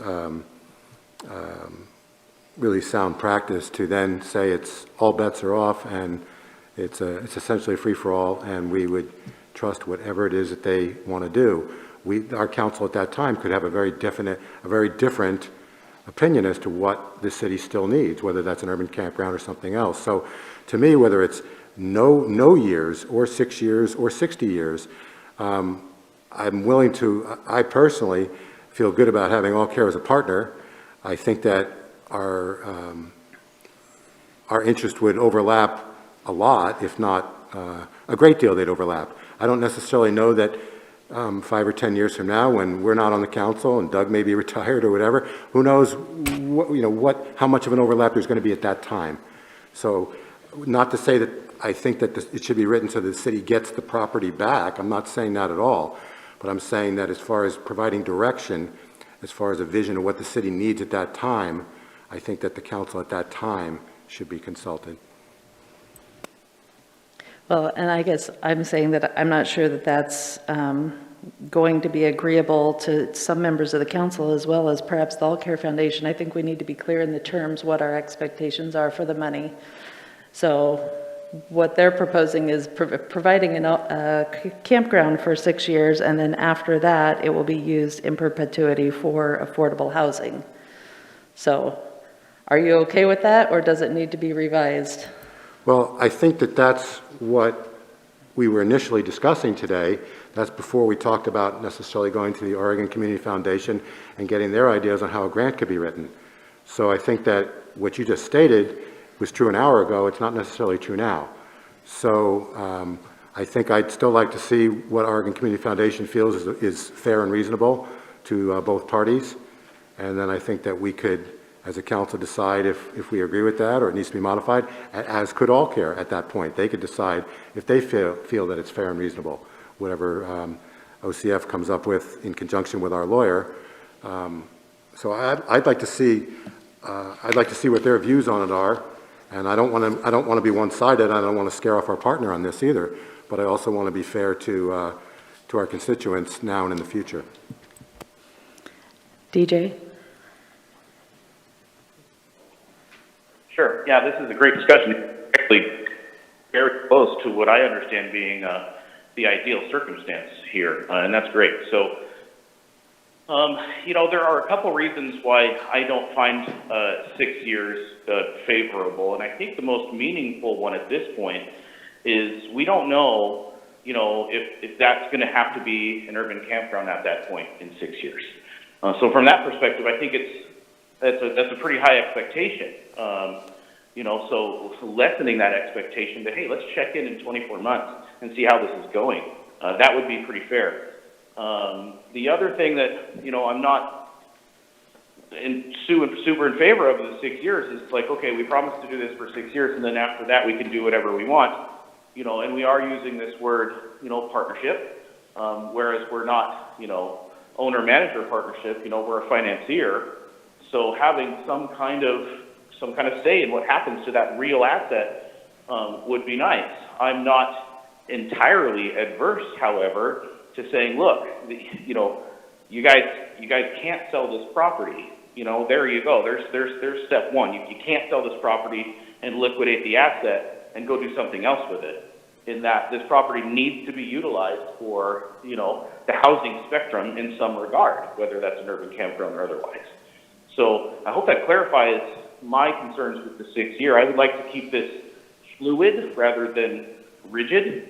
I would like to see this used, highest best use for this property and this money. I trust All Care Foundation to do a good job. That's why we're granting them this money. But let's keep it flexible. I'm really in favor of keeping it flexible and having that real asset used for the affordable housing spectrum. So that's kind of where I'm at. Rob? So DJ, can you clarify, when you say keeping it flexible, does that mean that you would want All Care Foundation to at some point in the future have to engage in discussions with council as to what our community's needs are at that time? And then I have a second point to make, but if you could clarify, when you say keep it flexible, what do you mean by that exactly? Sure, yeah, that's a fair question. I mean that in two regards, in that, you know, 6 years seems to be a very rigid standard, so flexibility as far as that timeline goes. You know, who knows, maybe, you know, in 20 months, they say, oh gosh, this isn't working out like at all. You know, are we gonna have to hold them to this 6 year standard? I don't think that would be very fair. So that's kind of what I mean by flexible. And then also what I mean by flexible is yes, the ability for the All Care Community Foundation to come back to council and, you know, either, hey, this is going great, or actually we have other plans, what do you think? I think that's also what I mean by flexible. So if, you know, in 2 years or 3 years, for whatever reason, All Care, you know, is having a problem making this thing work on that site for reasons that we don't see today, they would come back to council and we would essentially okay the next move, either on that property or a different property, if it was felt that the property needed to be, the urban campground needed to be moved for some reason. When we say, because when we've used the term sell the property, to me, yes, sell, but transfer the interest to another part of town. You know, that's how I look at that. I don't look at it as sell and they go away with the proceeds. I look at it as they're basically transferring the interest somewhere else. But I like that you know, the point you make that it could be less than 6 years when All Care realizes, or maybe the city realizes, that a modification needs to be made. But I think that needs to be made jointly between both parties. Brian? Yes, Rob, I would actually agree. I think that you really do bring up a great point. Also, something I'd like to add to that thread is, you know, if we say 6 years and that's it, I would hate for us to be locked into a circumstance where if All Care finds a higher and better use, or maybe the urban campground's not working and that we need to negotiate us two parties, I don't want the only option to be either you do an urban campground or we're buying it back for $1. I don't want those to be the only two options. There should be option C, which is, okay, what is a better, higher, better use? What can we do better with that asset? So, you know, I find that agreeable. Thanks. Brian? So earlier in this conversation, we were doing a really good job of not complicating this discussion, and it's gotten very complicated now. So, you know, in efforts to just simplify it, can we just maybe agree to, you know, involve Oregon Community Foundation, have them draft up some language so we can move forward with it? Because we can, I mean, I have more to, I could respond to it, what other people are saying, but I don't know that it's going to necessarily get us anywhere. So I would be in favor of moving forward to get that language drafted. I would support moving forward too, although I want us to address any major sticking points, you know, sooner rather than later, so that we don't end up having 4 more workshops like this where we keep coming back around Okay, well then I guess. in circles, so. Then I guess I would say, using the definition that we've already defined as an urban campground includes an urban campground, it includes tiny homes, it includes transitional housing, it already includes all these things that they may want to do in the future, which is why I'm comfortable with that we just have the value of whatever we give them be used for the definition of an urban campground essentially in perpetuity, because it allows them to do a campground, it allows them to do tiny homes, it allows them to do even some level of affordable housing. So I don't know that there's going to be a point in 6 or 10 years where it's going to like necessarily shift, but if you keep it simple like that, they already have the flexibility based on the definition to do what they feel the community needs. So I would keep it simple like that. Thank you. Joel? Well, I would support Brian in moving forward. What I heard Rob say, and I would use a little bit different words, what is the public interest versus what is all care's interest? And are those always the same? And they may or may not be, you know, 6, 10 years from now. I got a pen right here that's an All Care Health pen. You know, we're associated with All Care Health. The public interest of Grants Pass may be different from All Care's interest in terms of low-income housing 10 years from now. That's a possibility.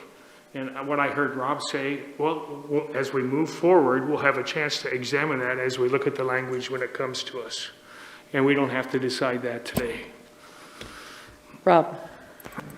Yeah, and I'm not suggesting that we as a council put anything in this agreement that would be more restrictive moving into the future, but I also wouldn't want to give up our complete input in the future. And I'd like to ask Doug right now, what do you think about our discussion, and how do you feel about the things that you're hearing? Because I want to hear from our partner here.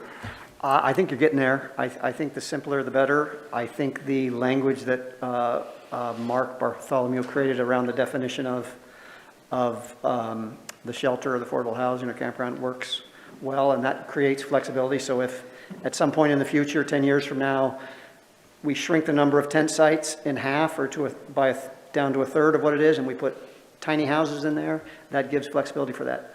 And I think that your conversation is leading towards a notion that it's the value or it's the grant dollar amount, not the land. It seems to be sometimes this conversation is getting focused on the land itself. The land must be this, the land must be that. It's the value of what you're granting, because the land is just an asset, can be sold and moved to a different spot. So I think you're moving towards that, which is good. So I guess the value is also that we're choosing to partner. That's Yes. that's probably the biggest value of all. Oh, yes, yeah, So yes, and thank you for pointing that out. Yeah, no, I do appreciate that, and I think that your initial conversations from half hour ago, which were, do we want to partner, do we want to just buy the land and then contract with Road Retreat, or do you want to partner with All Care, grant All Care and let them do the capital improvements and do the management? I do appreciate that, and I'm glad you're going in that direction. I think it's the wiser decision. It's harder now, you get more of this to deal with, what you're doing now, but in the long run, it'll give more flexibility and more speed to addressing issues in the city when it comes to housing. So can you understand, I'm not sure how many councilors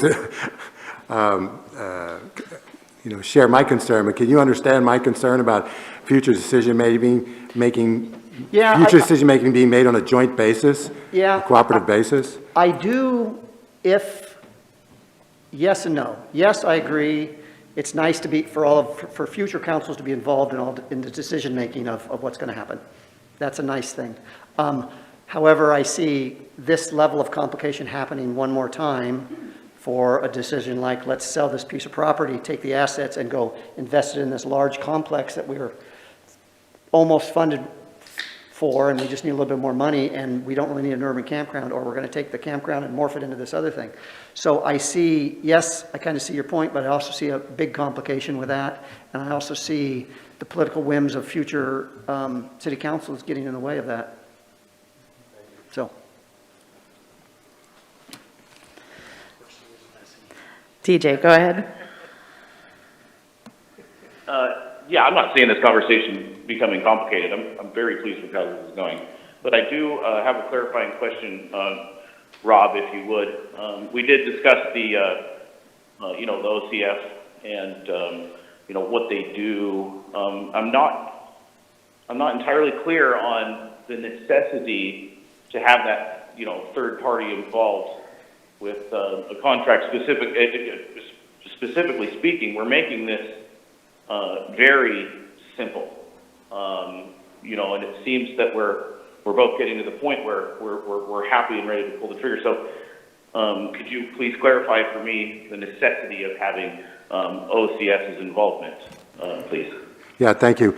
So I've never dealt with OCF, and I know that sometimes we can get in the weeds with some contract language. I'm hoping, and it may be accurate, it may be reasonable, it may not be, but I'm hoping that since OCF apparently has decades of experience in this area, that even if they provide one aspect or one clause in this contract that makes it better, I mean, I'm all for taking that step. I'm not, it wouldn't matter that, we've got a new city attorney, it wouldn't matter if it was our old city attorney. I still think that there's been times, especially we've seen with our old city attorney, there's been times when he has not gotten things 100% correct. So we can always improve. And I would just hope that OCF could make it, could essentially uncover or expose to our awareness something that is a reasonable consideration that maybe we're not talking about today. We're not the most experienced, we're not the smartest people in the world. I'm thinking that OCF, having more experience, they may be able to give us one small piece of the puzzle, and I don't see it slowing it down much. I would hope that we could reach out to them. I'd like to hear from Aaron or from Augustus if it does slow it down very much, but I don't see it slowing down very much, that they maybe can provide our legal team with assistance that can just make our contract a little bit better, maybe a little bit more bulletproof, or a little bit better, a little more flexible, whatever it is. I'm just hoping that they have more experience than we have. Okay. Well, thank you for that clarification, Rob. Also, I'm interested too on this same conversation thread, Aaron or Augustus. Could you speak to a benefit otherwise of having that OCS's involvement with contractual negotiations between All Care and the city? You'll have to forgive me. I'm a little unclear as to what OCF's role would be in putting this contract together. Contract language of this, for something like this, I don't imagine it would be very difficult. It's just a matter of getting everybody in line as to what we want. I don't see something like this as overly complicated. So what would OCF's role be? I'm not quite clear on that. I'm hoping that they would be, to some degree, hopefully an impartial advisor to the council. In other words, you can't draw up anything unless we give you instruction. So I'm hoping that OCF can essentially provide us with a little bit more information so we can give you more clear direction for when you go to do your job. We'll be giving you more clear direction after hearing what they have to say. That would be my hope. So I don't see getting input from OCF as a stumbling block, and that would be fine. And I believe legal counsel is correct. This is not a complicated agreement that we're looking at drafting. And so from a time perspective, to respond to Councilor Pell's concern, the contract language, waiting for OCF to give us something, that's minor compared to actually determining a property site and negotiate and looking at someone that might be interested in a property.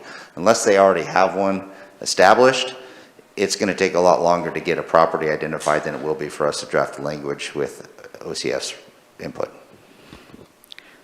Yeah, I think we're starting to spin our wheels here on that particular point. We're just going to ask OCF for some consulting if they have some template language that they can provide that might be helpful for you. Then there we go. We don't have to reinvent the wheel there. So what I'm hearing here, I guess, is the majority of council is interested in moving forward with a grant. And so simplifying the grant from our previous terms and providing some sort of grant for the purpose of affordable housing. So I think we can work on getting some language in front of the council and talking with All Care Community Foundation, see if they would be interested in those terms and moving forward on that aspect. So that was one part of our campground conversation here, and then the other part today would be looking at these zones and seeing what zones council might be comfortable with. I am wondering, can we, with this map, is it possible to zoom in like around any particular school or something? Okay, DJ, you have a question? Yeah, I can definitely zoom in on any of this. Yeah, I do have a clarifying question about this statement of the direction from council. Fine with everything except for have we garnered, the majority of council to support the blanketed affordable housing, or are we going to focus on urban campground alone? Well, I think it was probably that wider definition that Mark had in our last discussion that it was not exclusive to urban campground.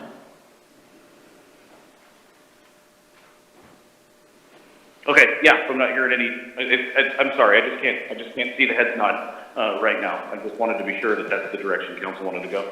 Nobody's shouting at me or waving their hands frantically, so I think that's the expectation at this point. Good, no news is good news. Thanks, Sarah. All So, right, Mayor, can you see this map at all, DJ? I think he's on the phone, not a computer. So I can always sit Yes, down I'm with, gonna get on YouTube and follow along, yes. Okay, perfect, thank I you. was gonna say, at any time, we can bring you in and I can give you a detailed look at this if you so desired. And yes, Mayor, we can zoom in. I can zoom into certain regions or areas of interest. I can take northeast, southwest and sort of zoom in, or you can tell me where to go and we can take a look at a specific area. But ultimately, I think one of the things that will be good with this activity or a future activity would be to provide the foundation with better parameters on where they can look for property that would be acceptable for the grant. Okay, I just know from this distance, even though you're changing, I can see the bubble change, but I don't know practically, is that 2 blocks, 3 blocks, So, half a block? Yeah, we'll just zoom in. I'll just sort of go through here. We have, again, the areas that are highlighted in green like this are ones that are about 2.5 acres or larger. So this would be an area, and this has nothing to do with are they even for sale? Are they even interested in selling? What the zoning is? This is just, these are the available lands that are 2.5 acres that are outside of the buffer zones as described right now. And what's described right now is 1,000 feet from a school and 300 feet from youth recreation facilities and daycare. And they're not even really available, right? They're just vacant. Well, some of them aren't even vacant. This is just properties Just that are pure 2.5 lot acres size. or large. Yep, lot size and out of the buffer. That's what we're highlighting.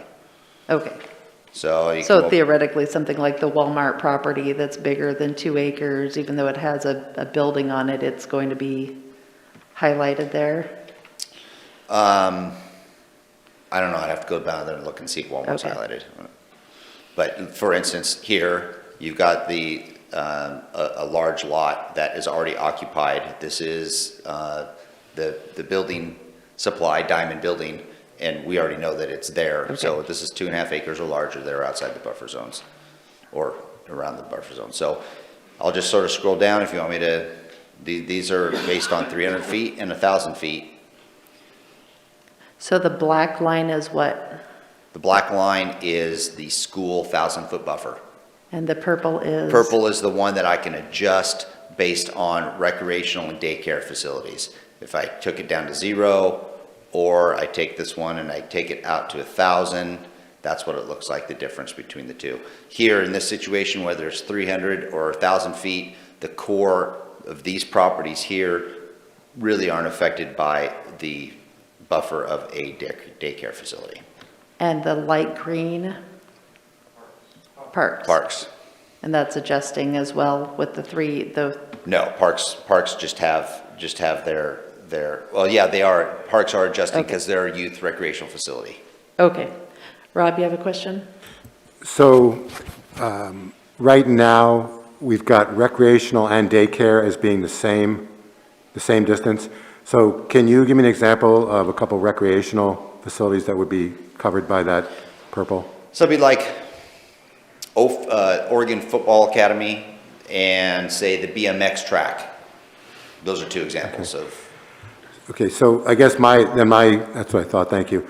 My point is that I don't necessarily look at that as being the same as daycare, because a recreational facility, you could have kids of, could be 6, 8, 10 years old coming and going on their own to that facility, and a daycare facility, I don't think that's the case at all. You've got, kids under 5 that are accompanied by an adult, so I don't necessarily know, and I don't want to make this overly complicated, but it may open up some properties for us if we had a lesser restriction around daycare facilities than we did around recreational facilities, because I look at those as being very, very different interests.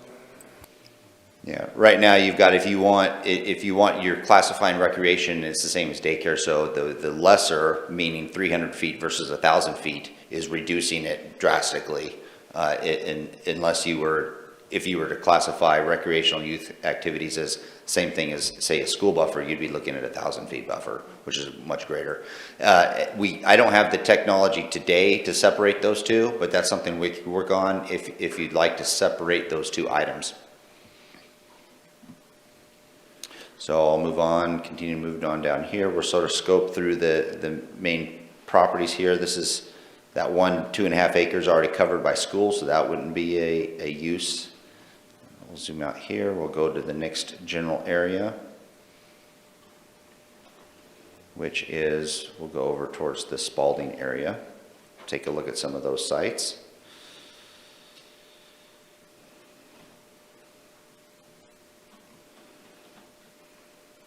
Okay, and now I've got a 300-foot buffer for daycare facilities, and there are large pieces of property here, as you know, because they're industrial, larger parcels.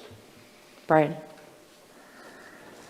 So just in this specific area, I wanted to make a point that high school, I don't know the name of it, but the brown one there that is behind Walmart, was that say? Newbridge, it's the juvenile. Right. Yeah. That's completely enclosed by a 20-foot barbed wire fence, and no one gets in or goes out of there. So I don't know, for purposes of buffer, that particular site needs to be included because it's super secure.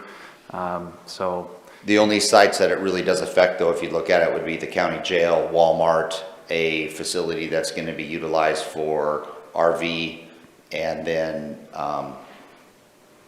an electrical station, and then a piece of industrial across the street. So it only really affects maybe one piece that's not developed that isn't already covered by another boundary.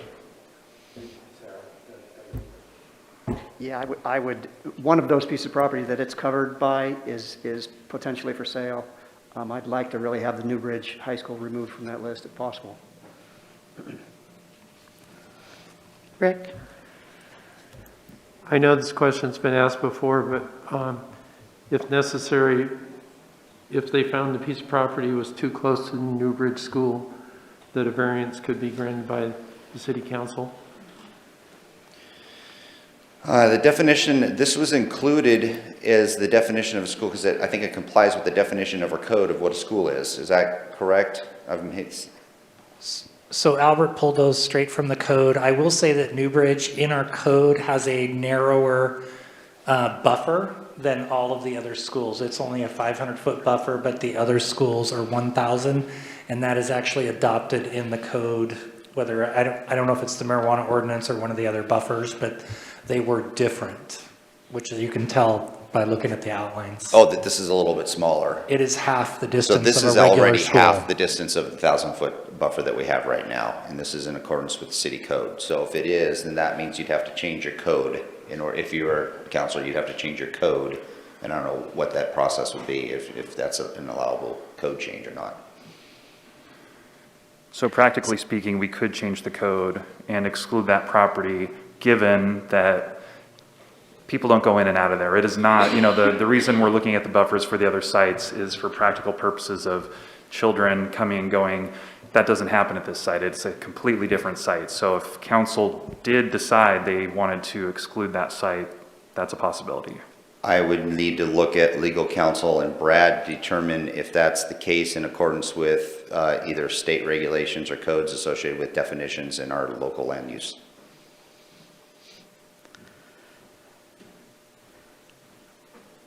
I'm a little confused because isn't that what we're doing right now is determining what these zones are going to be?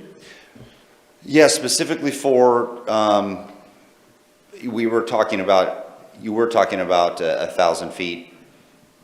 This is in our code 500 feet, so if it's in the code, so changing the code, I just don't know if it's linked to something in the state that requires a 500-foot buffer for that specific use. Okay, so for all schools right now, 500 feet is the code, and we were talking about making it greater than 500 No, for I this think purpose, 1,000 or- feet is the code. 1,000 feet is the code for schools. This is 500 feet for the reasons that Councilor De La Grange was talking about. It's secured, it's not something that's going in and out, but it still has a buffer associated with it. That's why it's only 500 feet versus 1,000 for a normal school.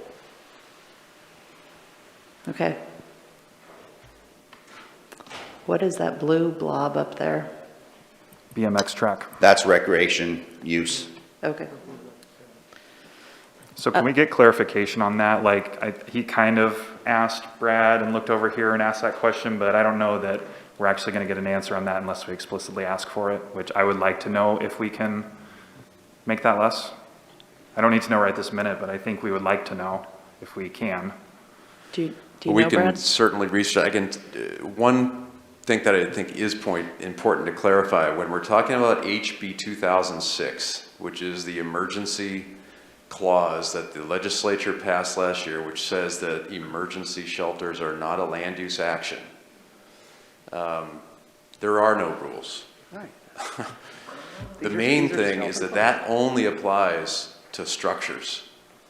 So that legislation would not apply if the urban campground only had tents. That legislation specifically calls out buildings and structures. So again, this is where the conversation with Alcar Health comes in, because if there are going to be tents, that HB 2006 cannot apply. So then our local rules do apply. And when does HB 2006 expire? Wasn't it kind of- It's Like, it was 2 years, so like sometime in 24 or something like that? no, it's shorter than that. I've got it here. So into 23 maybe? It's not this year? Yeah, it's this year. Yeah, I was thought gonna it was say, this I year. think it's- Okay, Yep, July 1. July 1 of this year. So something would need to be established prior to July 1 in order to qualify for HB 2006. Right. But it would that- also need to be a structure, not a empty lot. Right. Would those pallet structures be considered structures for this conversation? I would need to check. I would need to check on that. I believe that it would, but we would need to verify that. Okay. Okay, DJ? Yeah, sure. So we're kind of dancing around the topic of, the boundaries and whatnot. And I just want to be clear about a question that I have. We're talking about, should we exclude a school? My question for legal counsel would be, can we pick and choose who to include or not inside of this? Or would that be considered discriminatory? Because it feels to me that you have to treat them all the same. You can't just say, okay, everybody but Grants Pass High School and South Middle School. I'm not sure that we can do that. And if we can get clarity on that, that would help me with this discussion. Well, the one we're talking about, Newbridge High School, is actually the jail. So It's not a normal school, it's the youth. So, Sarah, with all due respect, I want legal counsel to answer my question. Be something that I research. I don't have that answer off the top of my head. DJ, with all due respect, I don't see how your question is any different than the question we've all been asking, which is that we need to know what the difference is between the state law and the local law, and we're not sure. So we'll have to get back to you on Very whether. different. The question's very different and entirely clear. And I guess for this point, is the question understood? Yeah, I think what we need to do is, we're not going to be able to provide you an answer today on whether or not Newbridge can be taken out or reduced in footage when it comes to the buffer. So that'll have to wait until, I can get you a council memo out on that as soon as we find out. Okay, fair enough. Thank you. All right, should we scoot around the map a little bit, and does everybody getting a feel for how far out 1,000? Over here. This, and again, it's supposed to give you a general idea of what 1,000 and a 300-foot buffer is. I don't think today we're trying to pick out a piece of property, but it's supposed to give you a general idea of what that looks like.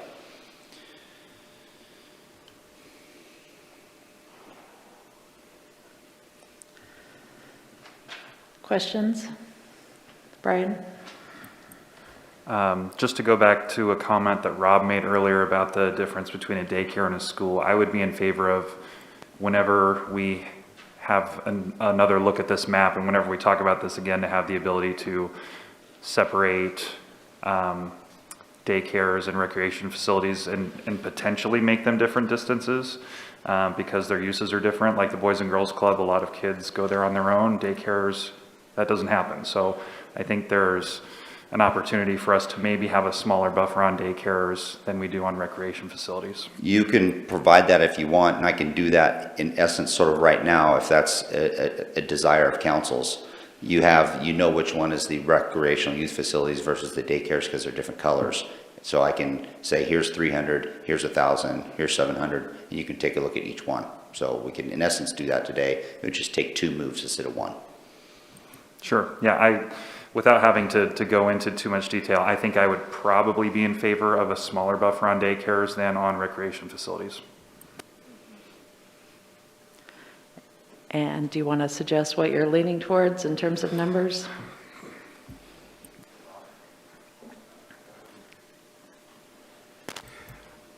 I mean, to me, I would think, half that. Someone drives up, they drop their kid off, they pick them up. I mean, I'm not even sure why daycares need to be included at all in that, because there's no unaccompanied children. But, I mean, I'd be fine with 100 feet or 150 feet. Basically one property, the size of one property, 100 feet. Okay, so I guess 100 feet for daycares, 300 feet for recreational facilities. Yeah, we can use that as a guideline. I mean, just a 100 feet buffer takes some of those daycares and that's sort of what 100 looks like. It does open it up quite a bit.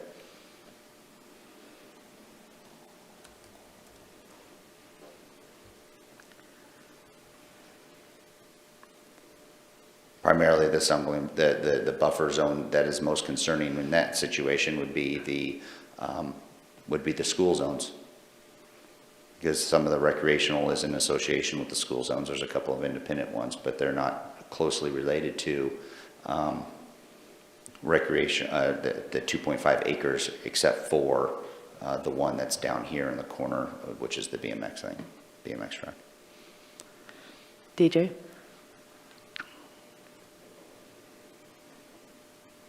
Yeah, my input about the daycare is, I'm not comfortable reducing that. Yeah, it does provide a unique challenge for property placement, but I disagree with trying to distinguish between the daycare and the school. We're talking about children here, regardless. So, I'm a fan of keeping it at that 300 feet, just like the recreational facilities. I don't want to mess with that.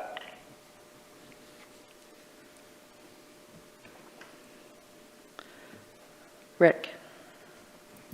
I would also be in favor of the 300 feet because even if the parents are coming and dropping the kids off, it just potential of something happening there, I think, gives comfort to the parents. Thank you.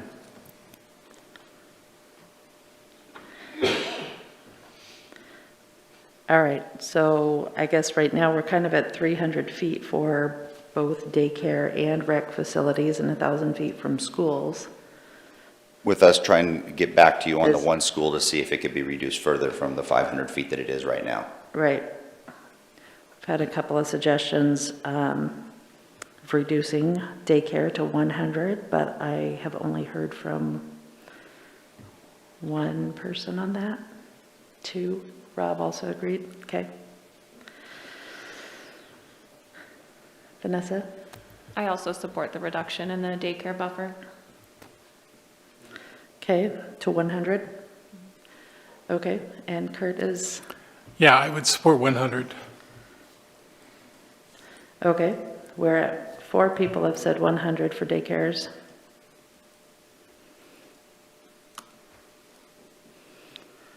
Valerie, are you still with us? She's not? Okay.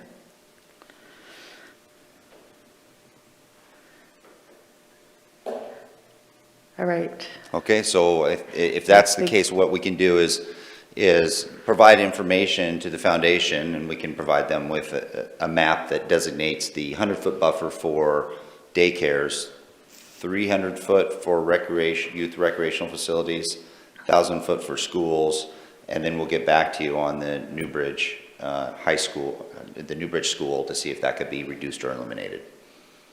And then Sounds that would good. give them plenty, I think, to work towards on looking at possible sites. Sounds good. Yeah, it would be good to know just in general what the regulations are and where they're coming from, what they're based on, so that we know whether it's city code or state.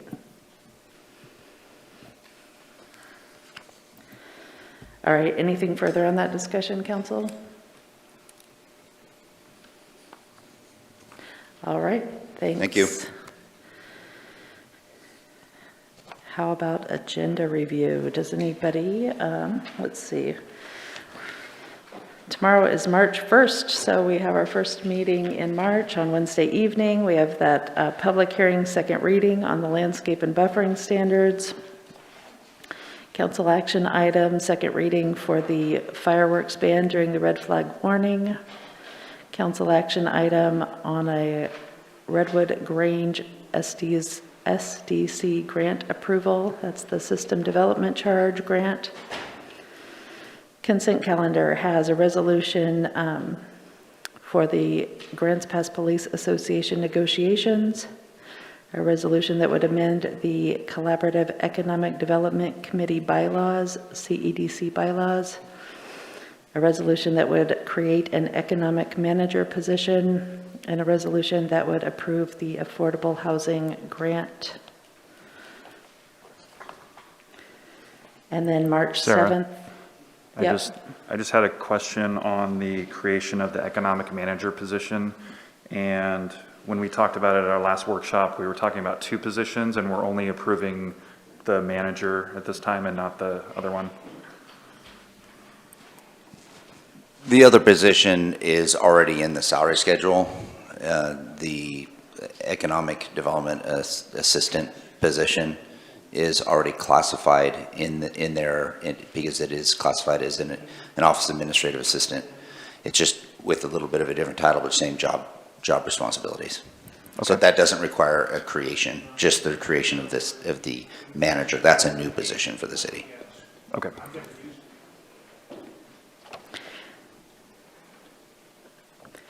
All right, and then the workshop next week, we would be having some guests, economic development kind of guests, an update from the Chamber of Commerce, the Small Business Development Center, So Ready, and then a discussion on how to spend our ARPA funds. And that gets us through next week. Any questions about any of that? Vanessa? Yeah, for our March 2nd meeting, I wanted to ask on the consent calendar that item D as in David is a starred item. Is that the economic manager position? Resolution authorizing the city manager to enter into a general fund grant agreement with the Oregon Department of Administrative Services. So that's the one listed on the thing I'm reading that says affordable housing grant? Okay, I start believe so. item on that one. Okay, did you want a presentation or you have questions or? A presentation, please, yes. Okay. Questions about anything else? Brian? I have a new topic, is that Yep. okay? Okay, so I don't know how many of council's aware, but the state is approving a new round of funding for Project Turnkey. Last year, we, well, I guess All Care was working towards a Project Turnkey project, and that fell through. So there's another round of funding coming, and I think All Care would appreciate it if council considered drafting a letter of support for their application. And I think they were hoping to get that sooner rather than later so they can kind of be further ahead in the queue or ready to go when the opportunity opens. So I would like to have a discussion on that here soon if possible. Okay, Aaron's looking at me. What do you have to say, Aaron? I guess, is this a workshop item? Or you're asking for city's support of a foundation application for turnkey? Sure, I don't personally need it to be a workshop item. I'm ready to just go ahead and say, let's give them a letter of support. That's all we need to do. One of the things that they had specifically asked for in the letter of support, which we may want to discuss, that they thought would make the letter stronger, is if we put language in there that kind of addressed the potential of the city maybe considering helping to fund, not committing us to funding, but some language that, so that's one piece where I didn't know if we needed to go to a workshop to have that discussion or not. Okay, I wonder if they could just provide us with some information first and we could, do we have an email? We don't, but what they requested was two really simple things. I thought they were simple. One, a mention that to try to impress people in the state that Grants Pass is actually agreeable to trying to, solve a homeless crisis, is that we, restate the fact that we changed our development code recently to make locations for these types of facilities more easy to implement. And the other thing that they wanted was just that the council may in the future be amenable to asking for, council be amenable to fielding the question, would we potentially want to be a partner down the line with no dollar amount, as Brian said. So they wanted basically just to reiterate the fact that we're interested. We've actually, legislatively changed some things to show that we're interested, and in the future we might even be interested in being a financial partner, but with no strings attached today. And they said that those two things would be really helpful to get to potentially the top of a list. Okay, could maybe one or both of you share the information that you have with everybody and send us an email and we could talk about it under items from Mayor Council on Wednesday night rather than right now? Okay, thank you. Anything else to be added to a future agenda? Okay, I just wanted to quickly note, Geneva Matson gave us all a little handout today here. So you are welcome to read it. It's regarding property for sale for potential shelter or campground. And we could talk about that again, maybe quickly on Wednesday too, or what we want to do, if anything, with that. All right, anything else? DJ, did we resolve your issue? Yes, thank you. You actually said exactly what I was wanting to say. Okay, perfect. In that case, how about a motion to adjourn? I move that we adjourn. Thank you. Second? All right, Brian moved, Kurt seconded. All in favor of adjourning today? Aye. Say aye. Any opposed? All right, we'll see you Wednesday night.